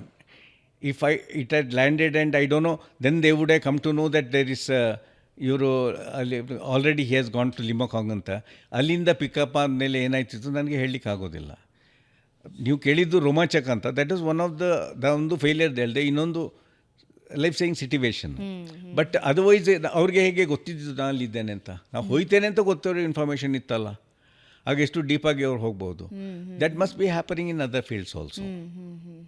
So such sort of things. And ಇನ್ನೊಂದು ಏನಾಯಿತು ಅಂತ ಹೇಳಿದ್ರೆ, ನಮ್ಮ ಇದು parliament attack ಆಯಿತು 13th June 2001. So ನಾವು mobilise ಆದೆವು full. We are in underground nuclear ops room. ಆ ಟೈಮಲ್ಲಿ ನಾವು ಈಗ ಸೋರ್ಸನ್ನು ಮೀಟ್ ಆಗುವಾಗ ನಮ್ಮ ಲೆವೆಲಲ್ಲಿ, ಈಗ ನಾನೇ ಹೋಗಿ ಸೋರ್ಸನ್ನು ಮೀಟ್ ಆಗುವಾಗ ನಾವು ಆ ಕಂಟ್ರಿಗೆ ಹೋಗೋದಿಲ್ಲ. Third country, Dubai, Singapore, Bangkok, ಹತ್ತಿರದಲ್ಲಿ ಯಾವ ಕಂಟ್ರಿ ಇದೆ ಅಲ್ಲಿ ಅವ್ರದ್ದು ನಮ್ಮದು ಯಾರು ಕಾಂಟ್ಯಾಕ್ಟ್ ಇರುತ್ತೆ ಅವರು ಬರ್ತಾರೆ. ನಮ್ಮ ಮಧ್ಯದಲ್ಲಿ ನಮ್ಮ ಸೈಡಲ್ಲಿರೋ ಹ್ಯಾಂಡ್ಲರು ಬಂದರೂ ಆಯಿತು. ಸೊ ಅಲ್ಲಿ 2-3 days ವಿ ಮೀಟ್. ಈಗ ಅಲ್ಲಿ ಅವ್ರಿಗೆ ಏನಾದರೂ ಇನ್ಫಾರ್ಮೇಷನ್, ಫೋಟೋಗ್ರಾಫ್ಸ್ ಎಲ್ಲ ತರೋದಾದರೆ, we pay them in that nation's currency. That is a normal drill practice all over. ನಿಮ್ಮ ಕಂಟ್ರಿಯಲ್ಲಿ ಮೀಟ್ ಆದರೆ ಇನ್ನೊಂದು ಪ್ರಾಬ್ಲಮ್. ಯಾಕೆಂದರೆ ನಾವು tomorrow intelligence bureau or CBI maybe after you. ನಾವು ಕವರಲ್ಲಿರುವಾಗ ಇವ್ರು ನಮ್ಮನ್ನು ಯಾರು ಅಂತ ಎಲ್ಲರಿಗೆ ನಾವು ಡಿಕ್ಲೇರ್ ಮಾಡೋದಿಲ್ಲಲ್ಲ, ಆ ಟೈಮ್ ಬಂದಾಗ ಮಾತ್ರ ಹೇಳೋದು. ಸೊ ಅಂಥ ಕವರ್ಸ್ ಇರ್ತದೆ ನಮಗೆ, ಆದರೆ ಓಪನ್ ಆಗಿ ಹೇಳೋದಿಲ್ಲ. ಥರ್ಡ್ ಕಂಟ್ರಿಯಲ್ಲಿ ಆ ಪ್ರಾಬ್ಲಮ್ ಬರೋದಿಲ್ಲ. ಹಾಂ, ಆ ಟೈಮಲ್ಲಿ ನಮ್ಮ ಹತ್ರ ಒಂದು ಇನ್ಫಾರ್ಮೇಷನ್ ಇತ್ತು. ಕಡೆಗೆ ಒಂದು ಪ್ಲ್ಯಾನ್ ಮಾಡಿ ಆ ಸೈಡಿನಲ್ಲಿ ನಮ್ಮ ಬಾರ್ಡರಿಂದ ರಾಜಸ್ಥಾನ್ ಸೆಕ್ಟ್ರಲ್ಲಿ ಒಂದು ಜಾಗದಲ್ಲಿ ಒಂದು ದೊಡ್ಡ ಅಮ್ಯುನಿಷನ್ ಡಂಪ್ ಇತ್ತು. ಸೊ ಅದ್ರದ್ದು ನಾವು ಅಗ್ರಿಮೆಂಟ್ ಮಾಡಿದ್ದೆವು, ಅದನ್ನು ನಾವು ಇಂಥ ಟೈಮಲ್ಲಿ ಆರ್ಮಿ ಮೂವ್ ಆದರೆ ಅದಕ್ಕಿಂತ ಮುಂಚೆ ಇದು ಮಾಡ್ಬೋದು ಅಂತ, ಬ್ಲಾಸ್ಟ್ ಮಾಡ್ಬೋದು ಅಂತ. ಅಂದರೆ ನಮ್ಮ ಜನರಲ್ಲಿ ಇರೋದಿಲ್ಲ. ಈಗ ಮಿಲಿಟರಿ ಇಂಟೆಲಿಜೆನ್ಸ್ ಹೇಳಿದ್ರೆ ನಮ್ಮ ಹುಡುಗರಲ್ಲಿ ಇರೋದಿಲ್ಲ, ನಾವು ಅಲ್ಲಿ ಇರೋದಿಲ್ಲ. ಆದರೆ ಜನರನ್ನು ಎಲ್ಲರೂ ಕಲ್ಟಿವೇಟ್ ಮಾಡಿ ಇಟ್ಕೊಳ್ತಾರೆ. ಆ ಸೈಡ್ ಅವರು ಈ ಸೈಡಿಂದ, ಈ ಸೈಡಲ್ಲಿ ಆ ಸೈಡಿಂದ. It is all the money game. And then some people ಅಲ್ಲಿ ಆ ಪರ್ಟಿಕ್ಯುಲರ್ ಜಾಗದಲ್ಲಿ ತುಂಬ ಪ್ರಾಸಿಕ್ಯೂಟೆಡ್ ಹಿಂದೂಸ್ ಸತ ಇದ್ದರು. So they are for it. ಅದು ಮೇಲೆವರೆಗೆ ಹೋಯಿತು. ಅಲ್ಲಿಂದ ನಮ್ಮ ಅಂಡರ್ಗ್ರೌಂಡ್ ಆಫೀಸ್ ರೂಮಲ್ಲಿ ಫೈನಲ್ ಬ್ರೀಫಿಂಗ್ಗೆ ಅಷ್ಟವರೆಗೆ USA came into this one. And Vajpayee ಅವ್ರಿಗೆ ಹೇಳಿದ್ರು ಹೋಗೋದು ಬೇಡ ಅಂತ there was certain understanding pressure and then we stopped it. Not that ನಮ್ಮ ಆರ್ಮಿ ಅಷ್ಟೇನು ಪ್ರಿಪೇರ್ ಆಗಲಿಲ್ಲ, but there's was in a worst condition. ಈಗಿನ ಹಾಗೆ ಆರ್ಮಿ ಇರಲಿಲ್ಲ. But anyway the government had taken a bold decision. This time we have to go head ಅಂತೇಳಿ at least they had taken that decision. ಅದಕ್ಕೆ ಎಲ್ಲ ರೆಡಿಯಾಗಿ ಕೂತಿದ್ರು. 1.5 ತಿಂಗಳಾಯಿತು ಅದನ್ನು ಮೊಬಿಲಿಟಿ ಮಾಡಿಬಿಟ್ಟು ರೆಡಿಯಾಗಿದ್ದರು. ಆ ಟೈಮಲ್ಲಿ ಅವರು ಅದನ್ನು ಓವರ್ ರೂಲ್ ಮಾಡಿದ್ರು. ಯಾಕೆ ಅಂತ ಹೇಳಿದ್ರೆ ಎಲ್ಲ ಟೇಪ್ ಅಪ್ ಆಗಿತ್ತು. ಅದು ಹೋಗೋದಿದ್ರು ಬ್ಲಾಸ್ಟ್ ಮಾಡಿಸ್ಬೋದಿತ್ತು. ಆಗ ಅವ್ರು ಏನು ಹೇಳಿದ್ರು ಅಂತ ಹೇಳಿದ್ರೆ, ಬೇಡ, ಅದರಲ್ಲಿ ಅದೊಂದು ಆ್ಯಮಿನೇಷನ್ ಡಿಪೋ ಆರ್ಡಿನೆನ್ಸ್ದು, ಅದ್ರ ಸುತ್ತ ಸಿವಿಲಿಯನ್ಸ್ ಜನರೆಲ್ಲ ಇರ್ತಾರೆ. ಸೊ ಮೇಲೆಯವರಲ್ಲ, government decided, soft hearted, they said they will be civilian casualty also ಅಂತ. ಈಗ ಇವರು ನಮ್ಮ ಸಿವಿಲಿಯನ್ ಕ್ಯಾಜುಯಾಲಿಟಿ ಬಗ್ಗೆ ಅವ್ರು ಸಿವಿಲಿಯನ್ನೇ ಕೊಂದ್ರಲ್ವಾ, ಇಲ್ವಾ? ಪಹಲ್ಗಾಮಲ್ಲಿ ಆಗಿದ್ದು on Pahalgam, Mumbai attack, they killed civilians only. But that was the attitude of the government. I think ಈ ಗೌರ್ಮೆಂಟ್ದು attitude also to certain extent ಈ ಆಪ್ರೇಷನಲ್ಲಿ ಎಲ್ಲರೂ ಹೇಳಿದ್ದಾರೆ. ಬಟ್ ನಾವು ಇನ್ನು ಮುಂದಕ್ಕೆ ಅಷ್ಟು ಕೇರ್ ಮಾಡೋ ಅವಶ್ಯಕತೆ ಇಲ್ಲ ಅಂತ ನನಗೆ ಆಯ್ತದೆ. ಯಾಕೆಂದರೆ country all right, civilian all right. ಎಲ್ಲ ಟೈಮಲ್ಲಿ ನಾವು ಬರೀ ಆರ್ಮಿಯವ್ರನ್ನೇ ಕಿಲ್ ಮಾಡಬೇಕು ಅಂತ ಈ ಸಲ ಏನೋ ಮಾಡಿದ್ದಾರೆ. It's a good job, nobody wants it. But collateral damage ಅಲ್ಲೆಲ್ಲಿ ಇದ್ದೇ ಇರ್ತದೆ. ಈಗ ಎಲ್ಲಿ ನೀವು ಹೋದರೂ, ಈಗ ಟೆರರಿಸ್ಟ್ ಆ್ಯಕ್ಟಿವಿಟಿಯಲ್ಲಿ ಕಾಶ್ಮೀರದಲ್ಲಿ ಆಗ್ತದೆ. ಈಗ ಒಂದು ಮನೆ ಬ್ಲಾಸ್ಟ್ ಮಾಡಿದ್ರೆ ಹತ್ತಿರದ ಮನೆಯವರ 1-2 ಜನರು ಇಂಜೂರ್ ಆಗ್ಬೋದು, ಸಾಯ್ಬೋದು. That is part of the game.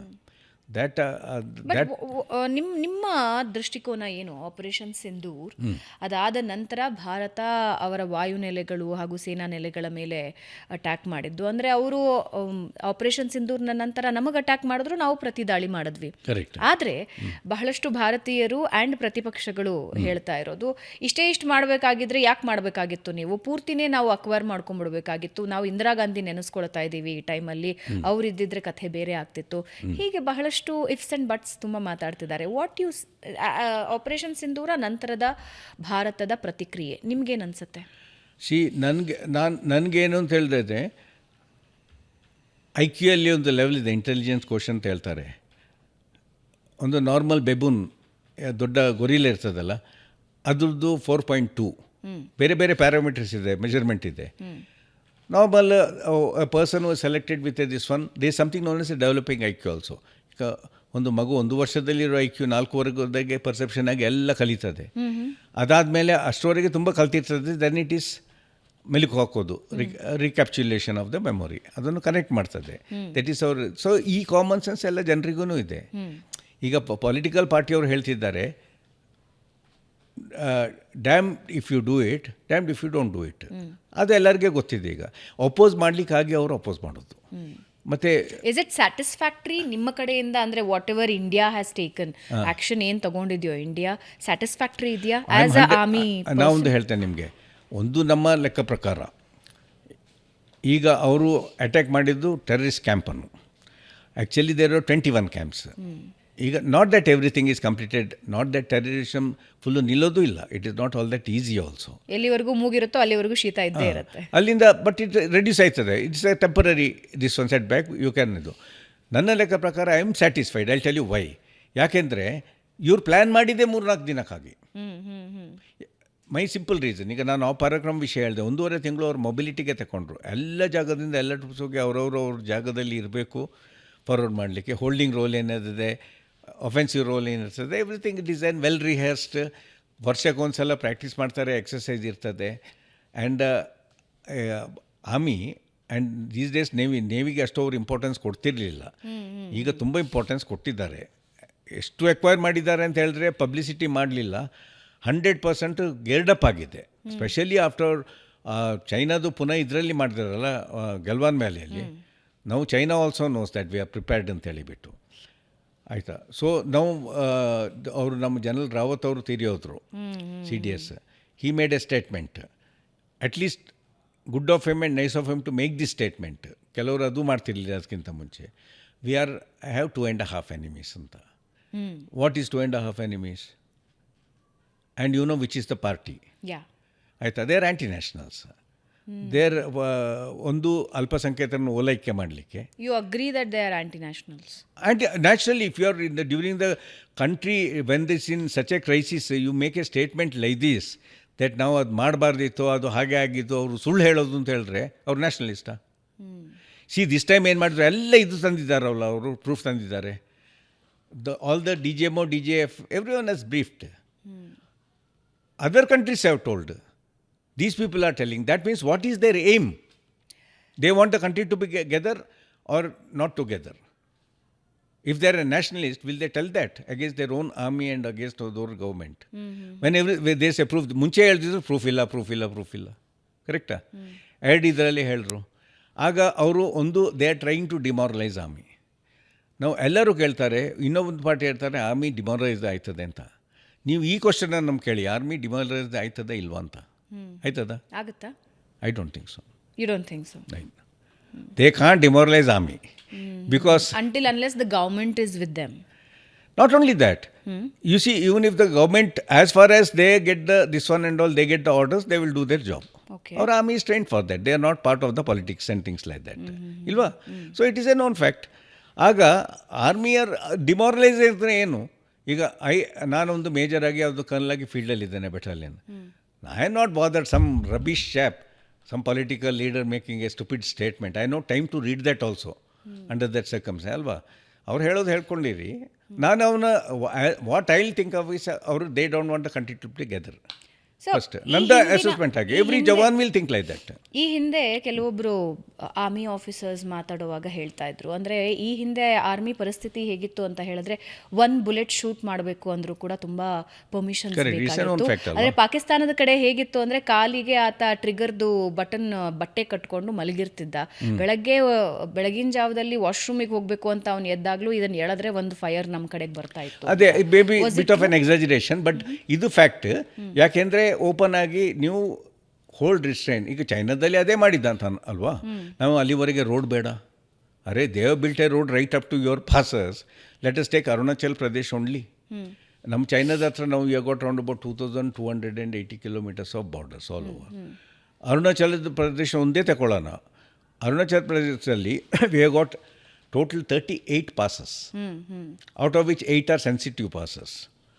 And another 7 are perennial passes. ಅದು ಮಾನ್ಸೂನಲ್ಲಿ ವಿಂಟರಲ್ಲಿ ಕ್ಲೋಸ್ ಆಗೋದಿಲ್ಲ. Those are sensitive passes. ಅಲ್ಲಿ ಅವರು ಚೈನೀಸ್, ಅದು actually Arunachal border is McMahon line ಅಂತ ಹೇಳೋದು. It is not a well defined border. It was done by McMahon, was a British captain or a major. In his perception what he thought was watershed policy ಅಂತ ಹೇಳ್ತಾರೆ. ಇಲ್ಲಿ ಬೆಟ್ಟ ಇದ್ದರೆ ಈ ಸೈಡ್ಗೆ ಆ ಥರ ಒಂದು ಮ್ಯಾಪ್ ಮಾಡ್ದ.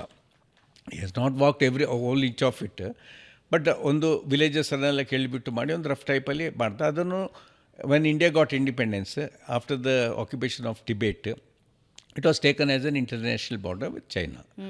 ದೇರ್ ಪರ್ಸೆಪ್ಷನ್ ಬೇರ್ಫ್ರೆಂಡ್ ನಮ್ಮದು ಇದು. ಆದರೆ ಅವ್ರು ಬಂದು ಒಳಗೆ ಒಂದೆರಡು ಇದು ಬಂದು ಟೈಲ್ ಸಿಗದೆ ಇದರಲ್ಲೇ ಕುಕ್ಕೆಲ್ಲ ಮಾಡಿ ಹೋಗ್ತೀವಿ, ನಾವು ಬಂದಿದ್ದೇವೆ ಅಂತ. But we had no business not to prepare a road up to that place. That the thing is given is that ಅವರು ಇಫ್ ದೇ ನಾವು ರೋಡ್ ಮಾಡಿದ್ರೆ ಅವರು ಕಂಫರ್ಟೇಬಲ್ ಆಗಿ ನಮ್ಮ ಸೈಡ್ಗೆ ಅಲ್ಲಿವರೆಗೆ ಅವ್ರು ಮಾಡಿದ್ದಾರೆ, ಅವ್ರು ಇಲ್ಲಿಗೆ ಬರಲಿಕ್ಕೆ ಈಸಿ ಆಯ್ತದೆ ಅಂತ.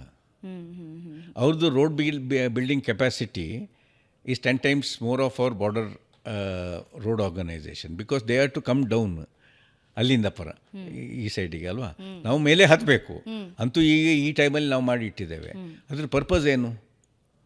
ಮತ್ತು ಅಷ್ಟು ಅಕ್ಷಯ ಚಿಹ್ನೆ ಏರಿಯಾ ಬಿಟ್ಟು ಕೊಟ್ಟಿದ್ದಾರೆ, ಅದ್ರ ಪರ್ಪಸ್ ಏನು? It's widely debated. ಸಿ ನಾವು limited time there is no point, but everyone understands everything. ಈಗ ಇವ್ರು ಯಾಕೆ ಹೇಳೋದು ಅಂತ ಹೇಳಿದ್ರೆ, there are set of people they don't, ಈ ಕಂಟ್ರಿಯನ್ನು ಒಟ್ಟಿಗೆ ಇರಬಾರ್ದು ಅಂತ. Is part of the deep state. Definitely. China have its own motive and Pakistan and there are paid people and these people, the people who are voicing from political parties. ಈಗ for example YouTuber influencer ಅಂತ ಹೇಳ್ತೀರಾ, this is a locally coined this one influencer ಅಂತ. I mean I can't understand. ನೀವು ಹೇಗೆ influence ಆಗೋದು? ಈಗ ಈ ಹುಡುಗಿ ಹೋಗಿ whatever she has done or otherwise, what is that basically? It is simply a part of honey trap. She went to the Pakistan embassy. A girl who was into these sort of things have been picked up. She was blackmailed. Develop ಮಾಡಿಬಿಟ್ಟು ಅವಳನ್ನು ಅದು ಮಾಡು ಇದು ಮಾಡು ಅಂತ ಹೇಳಿದ್ರು. So ಅವಳು started speaking on behalf of Pakistan ಅಂತ ತುಂಬ ಯೂಟ್ಯೂಬರ್ಸ್ ಇದ್ದಾರೆ, ಆಯಿತಾ. ಅದನ್ನು for everything there is a backing required. ಹೌದು. ನೀವು ಒಪ್ತೀರಾ? ತುಂಬಾ ಈಗ ದುಡ್ಡು ಬೇಕಾಗುತ್ತೆ. ನೀವು ಮುಂಬೈ ಅಟ್ಯಾಕ್ ಬಗ್ಗೆ ಹೇಳಿದ್ರ. ಮುಂಬೈ ಅಟ್ಯಾಕಲ್ಲಿ ಅವರನ್ನು ಬ್ಯಾಕ್ ಮಾಡಿದ್ಯಾರೋ ಈಗ ಪೊಲೀಸ್ಗೆ ಗೊತ್ತಿತ್ತು. ಅಲ್ಲಿಂದ SIT chief he was shot ಇಲ್ವಾ? ಅಲ್ಲಿಂದ ಮತ್ತೆ ಬೇರೆ ಬೇರೆ ಸ್ಟೋರೀಸ್ ಬಂತು, ಅಲ್ಲಿಂದ ಬುಕ್ಸ್ ಬಂತು ಅದ್ರ ಬಗ್ಗೆನೇ. ಹೌದು. ಈಗ it is more or less proved fact. ಯಾವಾಗ ಅವ್ರು ಕೋರ್ಟಿಗೆ ಹೋಗ್ತಾರೆ, ಯಾವಾಗ ಇದಾಯ್ತದೆ.